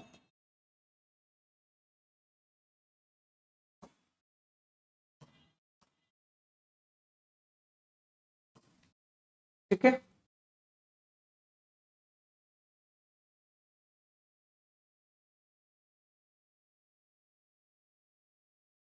इसको एक काम करते हैं, इसको किलोमीटर में ना मान करके इसको मीटर पर सेकंड में ही मान लेते हैं तो आसान रहेगा, क्योंकि ये भी मीटर, ये भी मीटर पर सेकंड, ये भी सेकंड। अब कह रहा है कि जब इसको पार किया, तो इसको पार करता, जब ट्रेन एक खंबे को पार करता है तो इसके सापेक्ष में खंबे नगण्य माना जाता है, तो ये ट्रेन खुद की लंबाई को क्रॉस करेगी, तो खुद की लंबाई क्रॉस अगर करेगी तो यहां से एक बात बताइएगा, क्रॉस अगर खुद की करेगी तो यहां पे अगर बताओ कि समय कितना आएगा, टाइम कितना लेगा पार करने में, टाइम अपनी लेंथ को क्रॉस करेगी और चाल इतना, ठीक है। तो टाइम यहां दे रखा है 60, एल बटा कितना, कोई दिक्कत, इस खंबे को पार करने में जो टाइम लगा है वो एल बटा एक्स, लंबाई बटा चाल से डिवाइड करेंगे तो एल बटा एक्स आएगा। टाइम यहां पे दिया है 60, 60 इक्वल, अब देखो कह रहा है यही ट्रेन अपनी दुगनी, याद देखो क्या बोला, इस सवाल को एकदम तोड़ के समझिएगा, समझ में आ जाएगा। किसी पुल जिसकी लंबाई रेलगाड़ी की लंबाई से दुगनी है, ये अगर लंबाई था इसका एल, तो इसका जो लंबाई होगा वो 2L होगा। जब इस पुल को अगर पार करेगा, तो पुल जब पार करेगा इस ट्रेन को, तो इसमें इसका लेंथ और इसका लेंथ, दोनों का लेंथ क्या होगा, जुट जाएगा। याद रखना दोनों का लेंथ क्या होगा, ये अपनी लेंथ को क्रॉस करेगा और इसकी लेंथ को क्रॉस करेगा, तो L + 2L लेंथ हो जाएगा, मतलब 2 ये आ जाएगा कितना, 3L आ जाएगा, ठीक है। और इसका जो क्या बोलते हैं इसका, अगर हम यहां से निकाल लेते हैं, चाल निकाल लेते हैं, तो यहां से हम अगर चाल निकाल ले तो देखो चाल कैसे निकलेगा, x = L बटा कितना होगा, x क्या माने हुए, चाल, तो ये 3L, अगर यहां इसको पार करने में कितना समय लेगा, तो 3L, ये टोटल अपनी लेंथ और इसकी लेंथ L + 2L, 3 लेंथ को पार करने में इसकी ट्रेन की चाल कितना है, तो ट्रेन की चाल आपका L बटा कितना है, 60 है, तो यही समय लगेगा, तो L से L कट गया और ये आपका हो गया कितना, 180 सेकेंड हो गया, 180 सेकेंड हो गया, मतलब आंसर हो गया आपका कितना, ए इसका सही आंसर हो गया, ठीक है, आंसर हो गया 100। क्लियर है यहां से। अरे भाई इसका चाल, ट्रेन की चाल को हम एक्स माने हैं, लेंथ एल माने हैं, तो खंबे की जब पर क्रॉस करेगा, कोई ट्रेन इधर से चल रही है और एक खंबा इस तरह से खड़ा है, इस खंबे को पार कर जाएगा, तो इस खंबे को पार करने में मतलब इसकी चाल भी होगी, इसकी लेंथ भी होगी, और कितने समय पार कर रहा है, 60 सेकंड में पार कर रहा है। तो इस लेंथ को, इसको, इस खंबे को क्रॉस करने में ये ट्रेन खुद की लंबाई को क्रॉस करेगी, पूरे खुद की लंबाई को क्रॉस करेगी, मतलब दूरी हो जाएगा L। टाइम बराबर होता है क्या, दूरी बटा चाल, दूरी बटा चाल, तो दूरी आपका हो गया कितना, L हो गया, और चाल आपका x है, तो यहां से L बटा x, समय निकल गया, और समय दे रखा है कितना, 60 समय दे रखा है, यहां पे आपका दिया हुआ है ना, ये दिया हुआ है। अब एक बात बताइएगा, तो यहां से x की वैल्यू निकालना है, अगर यहां से x की वैल्यू निकाला, तो एक चीज यहां पे थोड़ा सा हम और इसको इजी कर दे रहे हैं, ध्यान रखिएगा, और भी इजी कर दे रहे हैं, समझिएगा, और भी इसको इजी कर दे रहे हैं, बात को समझिएगा, और भी इजी कर दे रहे हैं। अगर यहां से चाल निकालना है, तो चाल बराबर होता है दूरी, दूरी आपका क्या पार करेगा, L, और समय कितना है, 60 सेकेंड, ठीक है, ये आ गया, तो ये आ गया आपका x बराबर L बटा 60, ये आपका मीटर पर सेकंड हो गया, ये चाल हो गया, ये क्या माने हुए भाई, चाल माने हुए, स्पीड माने हुए, ठीक है, L बटा आपका 60 मीटर पर सेकंड हो गया। अब ये जब ट्रेन कह रहा है, ये ट्रेन एक पुल है, एक पुल को क्रॉस कर रहा है, ये ट्रेन, अब जैसे ये ट्रेन गया इस तरीके से, इसका लंबाई L है और इसकी दुगनी लेंथ लंबाई की पुल है, अब इसको क्रॉस करें, ट्रेन अपनी लेंथ को पहले क्रॉस करेगा और फिर इसकी भी लेंथ को क्रॉस करेगा, तो यहां से एंट्री किया इंजन और देखिए ये आपका बैक आ गया यहां तक, मतलब ये अपनी लेंथ को तो क्रॉस किया ही, इसकी भी लेंथ को क्रॉस किया, मतलब टोटल लेंथ आपका कितना होगा, एल प्लस 2l 3l हो जाएगा। अब इसकी चाल भी होगा भाई, इसकी चाल दे रखा है, इसका चाल दे रखा है, निकालकर l/60। तो इस पुल को पार करने में जो समय लगा पुल को पार करने में, पुल को करने में लगा जो समय है, तो टोटल डिस्टेंस 3l, समय बराबर क्या होता है, डिस्टेंस बटा चाल, तो टोटल डिस्टेंस 3l, और चाल आपका क्या मानेंगे, x/60, l/60, तो l कट गया, 60 ऊपर चल गया, 180 सेकंड आ गया इसका आंसर। ठीक है, समझ में आ गया होगा, आप लोग को क्लियर हो गया होगा। ठीक है, शिव मोहन कुमार दोबारा भी समझाए, समझ में आ गया होगा, उम्मीद करते हैं क्वेश्चंस आपको क्लियर हो गया होगा। ठीक है, चलिए अगले सवाल पे बढ़ते हैं। एक नाव की गति धारा के अनुकूल और धारा के प्रतिकूल, इतना धारा के अनुकूल, अनुकूल कहने का मतलब क्या हुआ भाई, डाउन स्ट्रीम, और प्रतिकूल का मतलब हुआ क्या, अप स्ट्रीम। और डाउन स्ट्रीम में हम जानते हैं कि डाउन स्ट्रीम में x + y धारा की चाल और नाव की चाल दोनों जुट जाता है, और इसका दिया हुआ है कितना, 4 किलोमीटर/आवर। और बोला क्या है यहाँ पे, प्रतिकूल की बात किया गया, मतलब x - y, प्रतिकूल मतलब जहाज इधर से चल रहा है और नाव इधर से चल रहा है और धारा इधर से चल रहा है, अपोजिट चल रहा है, अपोजिट में घट जाता है, मतलब ये आपका 12 किलोमीटर/आवर होगा। तो निकाला है शांत जल में नाव की चाल क्या होगा, नाव की चाल कहने का मतलब x की चाल को फाइंड आउट करना है, x की चाल को फाइंड आउट करना है। तो x जब निकालना है, x प्लस और माइनस में दिया है, जब x की वैल्यू निकालना है, क्योंकि इसी को हम बोलते हैं नाव की चाल बोलते हैं। जब x की वैल्यू निकालना है तो दोनों को जोड़ लो, दोनों जोड़ेंगे 28 को आधा कर दो, तो यही आ जाएगा x की बात। अगर y की बात निकालना है, y का वैल्यू निकालना है, तो दोनों का अंतर करके 2 से डिवाइड कर दो, ये आंसर आ गया बी, इसका 14 इसका राइट आंसर, इसका सही आंसर होगा। कोई दिक्कत नहीं होनी चाहिए इसमें। अगले सवाल की बात करते हैं। पिता और पुत्र की वर्तमान आयु है ना, प्रेजेंट आयु, इसका फादर और सन का दे रखा है आपका 15 रेशियो कितना, और 6 साल पहले, 6 वर्ष पूर्व, बिफोर 6 ईयर, 6 ईयर बिफोर, कह रहा है इसका रेशियो 3 रेशियो कितना है। एक बात यहां पे थोड़ा सा जब देख रहे होंगे तो देखने के बाद ये पता चल पा रहा होगा कि 6 साल पहले तो 15 था, 13 हो गया, मतलब यहां 2 कम हुआ, यहां का अंतर देखो, यहां भी 2 का अंतर हुआ है ना, 2 का अंतर हुआ, इसका कहने का मतलब ये 2 यूनिट बराबर, ये जो 2 का अंतर हुआ है ना, यहाँ पे 15 से 13 हुआ, 2 कम हुआ, 8 से 6 हुआ, 2 कम हुआ, तो कह रहा प्रेजेंट से 6 साल पहले हुआ, तो ये 2 बराबर कितना 6, तो 1 बराबर कितना 3, 1 बराबर 3 आ गया। तो आपसे पूछ रहा है क्या, पिता का वर्तमान आयु, पिता का वर्तमान आयु है ना,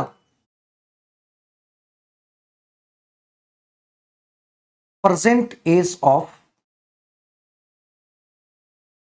फादर, ये आ जाएगा 1 यूनिट का मान 3 है, 15 यूनिट का मान 3 से गुना कर देंगे, ये 45 ईयर्स आंसर हो जाएगा। ऑप्शन नंबर बी इसका राइट आंसर होगा, है ना, बी इसका राइट आंसर। क्लियर है यहाँ तक, कोई डाउट है यहाँ पे भाई, बहुत सिंपल सवाल थे। कर दिए गए चार्ट, पाई चार्ट का एक परिवार की मासिक बचत और विभिन्न मदों पर होने वाले खर्च की प्रदर्शित करता है, चार्ट का अध्ययन करें और उसके बाद दिए गए प्रश्न का उत्तर दें। तो यहां दिया है भोजन और शिक्षा पर मिलकर केंद्रीय कौन कितना होंगे। एक बात बताइएगा, ये परसेंटेज में टोटल है, मतलब जितना कमाता है ये 100% है, और ये 100% एक चक्कर पूरा खर्च किया या बचत किया, तो ये टोटल खर्च बचत का रेट दिया हुआ है, तो ये आपका 100% बराबर 360 डिग्री होगा कि नहीं, होगा कि नहीं भाई, बोलो। क्योंकि यहां पे भोजन और शिक्षा, फूड और एजुकेशन, तो फूड और भोजन के दोनों का पूछ रहा है केंद्रीय कण, दोनों को मिलाकर तो 20 और 40 60 डिग्री का पूछ रहा है, 60% का पूछ रहा है, कितना एंगल होगा, तो 360 बटा 100 गुना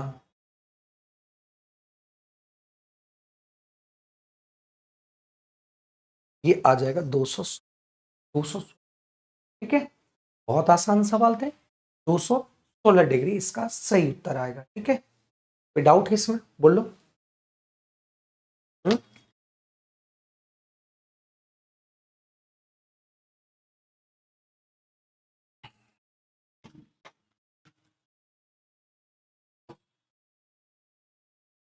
अगला कह रहा है कि बिंदु 017 स्थित है, तो ये आपके कोऑर्डिनेट हुए और x को 0 माना है। x को क्या माना है? 0 माना है, मतलब x में कहीं वृद्धि नहीं हुआ, मतलब 0 0, यहां पे 0 0 स्टार्ट होता है। x को 0 माना है, मतलब x की कोऑर्डिनेट ज्यादा बढ़ना, इधर बढ़ना ना इधर बढ़ना है, ये दिया हुआ है, मतलब ये आपका दिया मान लेते हैं, ये आ जाएगा 0। मतलब ये किस पर होगा? y एक्सिस पे होगा, लेकिन निगेटिव ऋणात्मक y एक्सिस पे होगा। या तो यहाँ क्या पूछा है, ये दिया हुआ है तो y एक्स पर होगा, मतलब सी इसका आंसर हो जाएगा। ये किस पे होगा? y एक्सिस पे होगा, y अक्ष पर होगा, है ना, y एक्सिस पे होगा, मतलब y अक्ष पर होगा, ऑन y एक्सिस। ऑन क्या होंगे? y एक्सिस पे होंगे। सीधी सीधी बात यहाँ पे दे रखा है। तो आपसे एक सवाल हम पूछ रहे हैं, एक सवाल आपसे पूछ रहे हैं कि -5 0 ये किस अक्ष पे होगा, किस अक्ष पे होगा, ये आपको बताना है कि ये किस अक्ष पर होगा। ये आपका जवाब हम वेट करते हैं, उसका आंसर बताना। वह बिंदु जो y अक्ष का ऋणात्मक दिशा में, y अक्ष पर 5 मात्रक की दूरी पर स्थित होता है, तो वही आपको निकालना है। तो ये आपका ऋणात्मक मान पर आंसर हो जाएगा, क्या? सी हो जाएगा। ठीक है, एक्स एक्सिस पे। ठीक है भाई, ठीक है, सभी का आंसर आ रहा है एक्स एक्सिस। बहुत बढ़िया भाई, बहुत अच्छे बच्चे आप लोग हैं। आंसर का जवाब, क्वेश्चंस का जवाब भी दे रहे हैं आप लोग, बहुत बढ़िया भाई। कर बिंदु y अक्ष पर ऋणात्मक दिशा में, हो गया, ये सी आंसर हो जाएगा इसका। ठीक है, अगले सवाल पे यहां कह रहा है कि कुल 7 पुरुषों और 3 महिलाओं में से कितने तरह से 5 पुरुष और 2 महिलाओं को समूह बनाया जा सकता है। तो पहले देखो यहां से टोटल पुरुष कितना है? 6 7 7 पुरुष में से 5 पुरुष निकालो, 5 पुरुष को ही बनाना है। कितने तरीके से? ठीक है, याद नहीं है ना, गुणा में, हाँ, और है तो गुणा में हो जाएगा, याद आता तो प्लस में हो। फिर कितने महिला है? 2 महिलाएं निकालेंगे। टोटल महिलाएं कितना है? 3 3 3। इसको जब सॉल्व करेंगे, हम जानते हैं कि ये होता है NCR। इसका फॉर्मूला क्या होता है? फैक्टोरियल n, और ये आपका r, और ये फैक्टोरियल n माइनस। यहां से अगर हम फैक्टोरियल 7 लेते हैं, हम आप इस तरह से भी लिख सकते हैं, है ना, फैक्टोरियल को आप इस तरीके से भी लिख सकते हैं सिंबल। और यहां पे फैक्टोरियल हम 5 रखते हैं, 7 में से 5 गया, ये 2 फैक्ट। और गुणा की बात करेंगे, फैक्टोरियल यहां पे अगर बात करें तो 3, और यहां पे अगर बात करें तो 2 फैक्टोरियल, और गुणा यहां 3 में से 2 गया, फैक्टोरियल आपका एक रहे या ना रहे कोई फर्क नहीं पड़ता है।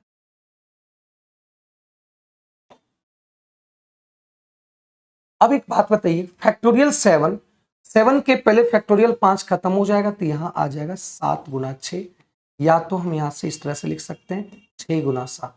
5 फैक्टोरियल में ले, फैक्टोरियल 5 से 5 खत्म हो गया, यहां बच गया 2, 7 होगा, और यहां पे हो जाएगा कितना? 2 2 खत्म हो जाएगा, तो यहां आ गया 3 आ जाएगा। 3 3 तिया 9 9 सती 63, ये आ जाएगा 63 ना, 63 आ जाएगा ऑप्शन ए, ऑप्शन नंबर।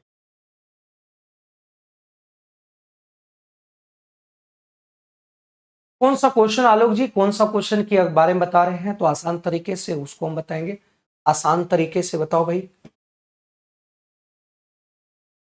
आसान तरीके से बताएंगे। कौन से सवाल की आप बात कर रहे हो भाई, बोलो। तो 36 नंबर को तो ऐसे ही बना सकते हैं।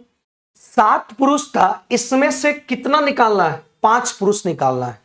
तो 7 में से 5 पुरुष निकालना है, तो 7C5, और दिया हुआ है ना, या दिया होता तो प्लस करते हैं, लेकिन ये और दिया हुआ है, तो यहां से और दिया तो निकाला 3 महिलाओं में से 2 महिला, तो 3C2 लिखेंगे और गुणा करेंगे, तो ये इसका फॉर्मूला होता है, ये इसका फॉर्मूला में लिखे और सॉल्व किए तो ये 63 आया, है ना।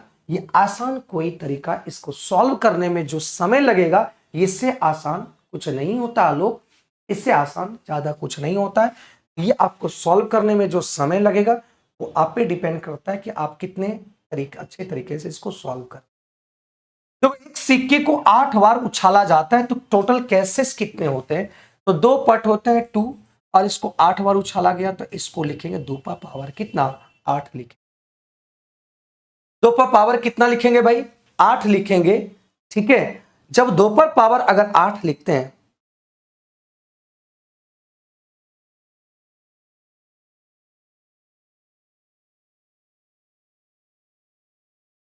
ठीक है, हाँ, तो 2 पर पावर यहां से 8 लिखेंगे तो बताओ क्या आएगा,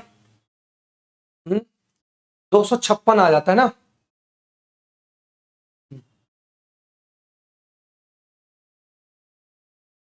अब देखो क्या कर कि ठीक 6 पट आने की प्रायिकता क्या होगा, 8 बार उछाला गया, 8 बार 6 आने की प्रायिकता क्या होगा, तो 8 में से फिर यहां से 6 लेंगे तो यहां हो जाएगा 8 फैक्टोरियल और यहां हो जाएगा 6 फैक्टोरियल इनटू आपका हो जाएगा कितना, 8 में से 6 गया 2 फैक्टोरियल, तो 6 आपका 6 से खत्म कर दिया तो यहां 7 और 8 हो गया और यहां पे 2 हो गया, तो 2 से इसको काटेंगे 4 तो ये आ गया 7 चौक। तो प्रोबेबिलिटी पूछ रहा है,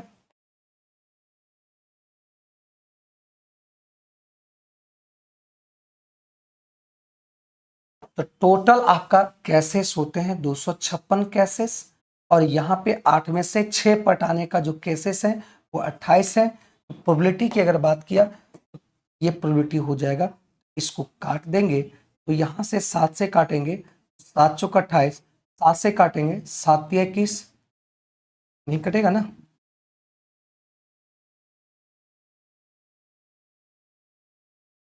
4 से काटो तो ये आ गया 4 से काटे तो यहाँ 6 चौक 24 और 16, ये 7 बटा कितना आ गया,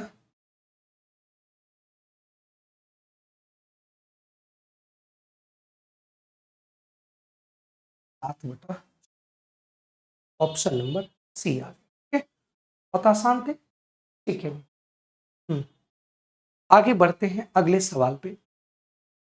करा रेखा x1 में बिंदु -1 और 5 का प्रतिबिंब क्या होगा। चलो इसको देखते हैं, प्रतिबिंब निकालना है। ये आपका देखो प्रतिबिंब निकालना, ये आपका ओरिजिन है, ये 0 और 0 होता है। कह रहा कि बिंदु बिंदु आपका जो है ये -1 और 5, -1 मतलब यहां पे आएगा और -1 और ये 5 मतलब ये 5 कहने का मतलब ये यहां पे रहा होगा, मानते हैं ये आपका -1 और ये कितना हो गया, ये आया होगा। अब कह रहा कि x इक्वल टू 1, यहां पे x इक्वल टू कितना 1, x1 लेना है, मतलब यहां से अगर बात करें, यहां से बात करें ये आपका हो जाएगा 1 और 0 इस बिंदु, और यहां से इसको हम लेते हैं x एक्सिस पे 1, इसकी प्रतिबिंब बनाना है, इसका प्रतिबिंब बनाना। तो सबसे पहले ये -1 और ये 1, ये दोनों के बीच की दूरी कितना हुआ, ये दोनों के बीच की दूरी हो गया 2।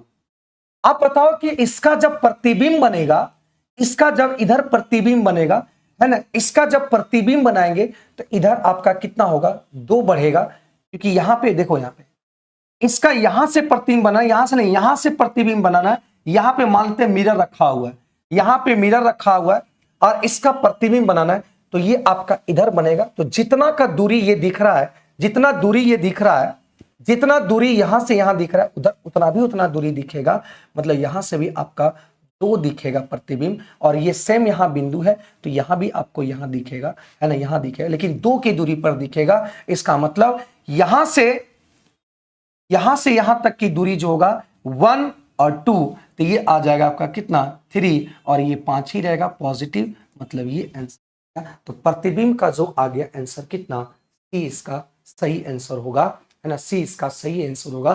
3 5 इसकी प्रतिबिंब होगा, 3 5 इसका प्रतिबिंब होगा, कितना होगा 3 5 इसका कोऑर्डिनेट होगा। इस बात को समझे कि नहीं?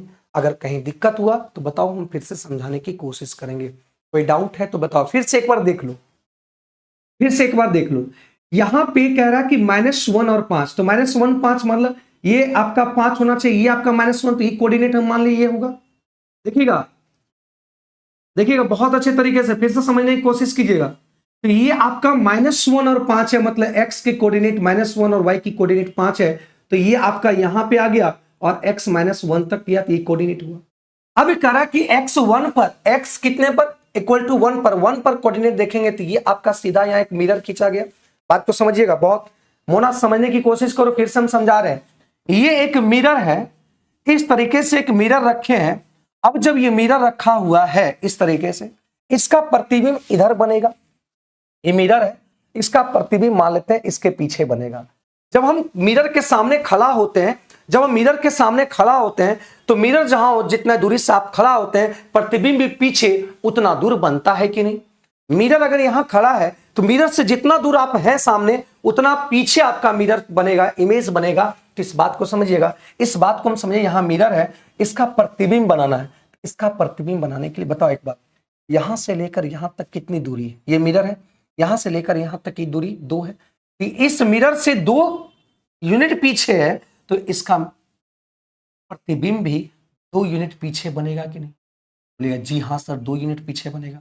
ये 2 यूनिट इधर है तो ये 2 यूनिट इधर बनेगा। इसका मतलब क्या हुआ, ये यूनिट आपका 1 है और 1 और 2 3, मतलब इस पॉइंट पर आपका जो यहां इस एक्सिस से, वाई एक्सिस से अगर बात करें तो वाई एक्सिस से कितना हो जाएगा, 3 हो जाएगा, 1 2 आपका 3 हो जाएगा। और ये आपका ऊंचाई जो है, ऊंचाई में कोई फर्क नहीं पड़ेगा। आप जानते हैं कि मिरर में जितना ऊंचाई अभी है उतना ऊंचाई पीछे भी बनता है, ऊंचाई पर कोई फर्क नहीं पड़ता है। तो ये आपका 5 हो जाएगा।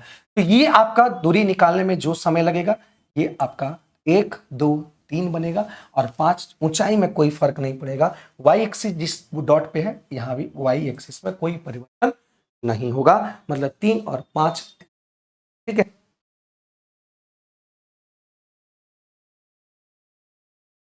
अगले सवाल कह रहा है इसका वर्ग चिन्ह क्या होगा, है ना, इसकी क्लास क्या होगी, वर्ग चिन्ह की बात बोला है ना।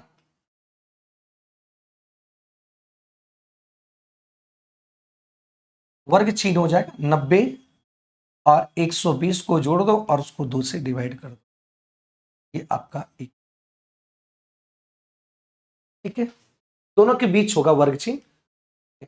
यहां बोला गया इस सवाल में कि 80 बच्चों से पूछा गया कि उन्होंने पिछले सप्ताह कितने घंटे तक टीवी के प्रोग्राम देखे, उसके परिणाम निम्नलिखित रूप से रिकॉर्ड किए गए। तो घंटों की संख्या, ये घंटों की संख्या 0 से 5, 5 से 10, 10 से 15, तो यहां 12 बढ़ता है। तो कह रहा है कि 8 बच्चे जो हैं 0 से 5 घंटे तक देखा है पिछला सप्ताह, 16 ऐसे बच्चे हैं जो 5 से 10 देखा गया, और 4 ऐसे बच्चे हैं जो 10 से 15 घंटे में देखा गया, और 2 से जो है 15 से 20 घंटे में देखा गया। तो यहां से सवाल पूछा गया, क्या हम कह सकते हैं कि उस सप्ताह में 10 या उससे अधिक घंटों तक, 10 या उससे अधिक घंटों तक टीवी देखने वाले बच्चों की संख्या 22 है? नहीं, क्योंकि 10 से अधिक देखने वाले बच्चे की संख्या कितना है, 4 2 6 है, मतलब ये होगा क्या, ये नहीं होगा। लेकिन कितने बच्चे हैं वो पूछ रहा है, तो बच्चे आपके 6 होंगे, आंसर 6 इसका सही आंसर हो जाएगा, ठीक है, ठीक है, ये आंसर हो जाएगा। कोई डाउट है?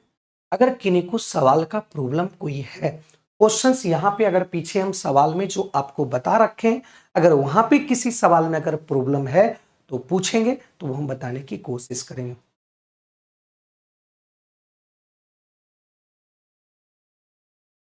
जैसे देखो, यहां सवाल कह रहा है कि 30 बच्चों से पूछा गया कि कितने घंटे घंटे तक टीवी देखा गया, तो 0 से 5 घंटे तक 8 बच्चे हैं, कि वो 8 बच्चे ऐसे हैं कि 5 घंटे तक टीवी देखता है।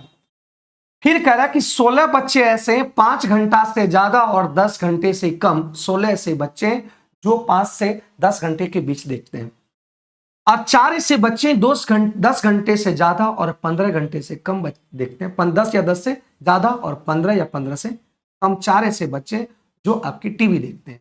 15 या 15 से ज्यादा और 20 या 20 से कम बच्चे ऐसे हैं जो दो बच्चे ऐसे हैं जो 15 या 15 से ज्यादा या 2 से कम 20 से कम घंटे देखते हैं। यह पूछ रहा है क्या हम कह सकते हैं कि उस सप्ताह में 10 या उससे अधिक घंटों तक टीवी देखने वाले बच्चों की संख्या 22 है? नहीं है, यहां 22 नहीं है। 10 से ज्यादा देखने वाले, 10 घंटे से ज्यादा देखने वाले बच्चे 4 2 6, टोटल 6 बच्चे हैं। टोटल कितने बच्चे हैं? 6 बच्चे हैं, टोटल 6 बच्चे हैं, आंसर 6 हो जाएगा। ठीक है, इतना कोई टीवी नहीं देखता लेकिन सवाल है। ठीक है, थैंक यू। धीरज कुमार, आप इंक्वायरी ऑफिस में इंक्वायरी करके फोन करके आप बोल दीजिए वहां पे। ठीक है,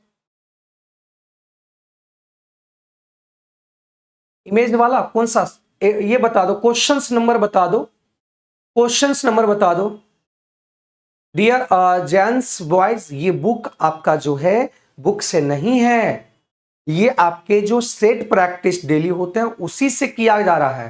डेली यहाँ पे आपका पेड बैच है, पेड बैच में टेस्ट होता है और टेस्ट आपका क्या होता है, डिस्कशन कराया जाता है। आप ही लोग मोबाइल देखते होंगे। Thank you Asuni, thank you. अगर कोई सवाल इसमें अगर कहीं समझने में दिक्कत हुआ हो तो आप सवाल पूछेंगे, हम फिर से उसको समझाने की कोशिश करेंगे। सतीश कह रहे हैं कि 90 नंबर का मेथड सेकंड बताइए। 19 नंबर का, सॉरी 90 नंबर नहीं, 19 नंबर।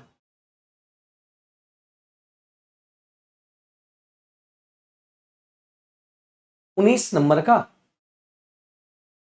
अरे देखो भाई, यहां से देखो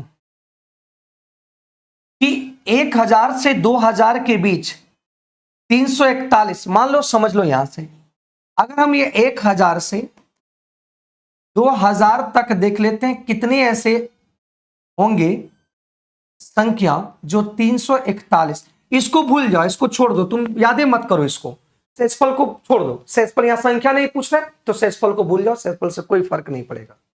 तो 341 से 1 से लेकर 2000 तक ऐसे कितने संख्या है जो 341 से डिवाइड होंगे? तो 5 ऐसे संख्या, पूर्ण रूपे नहीं कटने वाला, लिखेंगे पॉइंट में जो कटेगा उसको नहीं काटना है, सिर्फ पूर्ण संख्या होना चाहिए। ये जो आपका होना चाहिए, क्या होना चाहिए? पूर्ण संख्या होना चाहिए। पूर्ण संख्या से 5 पॉइंट में कटे, लेकिन हमको क्वेश्चन मतलब पूरी तरह से क्या कटे? 5। अब बताओ ये दिया कहां से था भाई? 1000 से। 1000 से आपका आंसर पूछ रहा था, लेकिन हमने लिया है कहां से? 1 से लिया है। 1 से 1000 तक की घटा दो है 1000, अगर इसको 341 से अगर घटाएंगे, काटेंगे तो ये आ जाएगा कितना? 2 बार में कटेगा, 3 बार में बाहर चल जाएगा। तो मतलब 1 से लेकर 1000 तक में 2 ऐसी संख्या है जो 341 से कटेगा। 1 से लेकर 2000 तक में 5 ऐसी संख्या, लेकिन लेना आपको इतना, तो 5 में से 2 हटा देंगे तो कितना आएगा? 3 आएगा। 3 आएगा, मतलब इसका आंसर 3। ठीक है,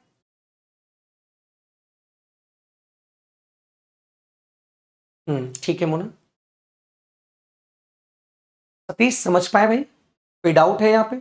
और किन्हीं को अगर सवाल में, कोई भी सवाल में अगर प्रॉब्लम रहा हो तो आप सवाल पूछेंगे, मैं उसको बताने की कोशिश करेंगे। Sir please practice set online, अभी जितना हम करवा रहे हैं आजाद हसन, जो क्वेश्चंस आपका डेली चल रहा है 40 क्वेश्चन वो कर लो और ये एनालिसिस कर लो, बस आपसे आप मतलब 4.0 के लिए एनफ है, आपको ज्यादा दिमाग लगाने की जरूरत नहीं है, आपको ध्यान रखो। ठीक है,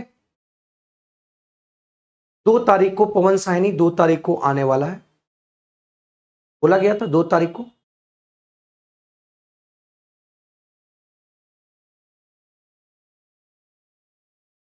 सर सेट कितने बजे से मिलता है? 7:30 बजे से सतीश, 7:30 बजे से ऑफलाइन, ऑनलाइन में उसी टाइम अपलोड हो जाता है, उसी समय 7:30 बजे ही खुलता है। ठीक है,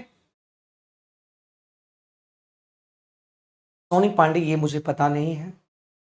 टीवी वाला सर, टीवी वाला क्या है?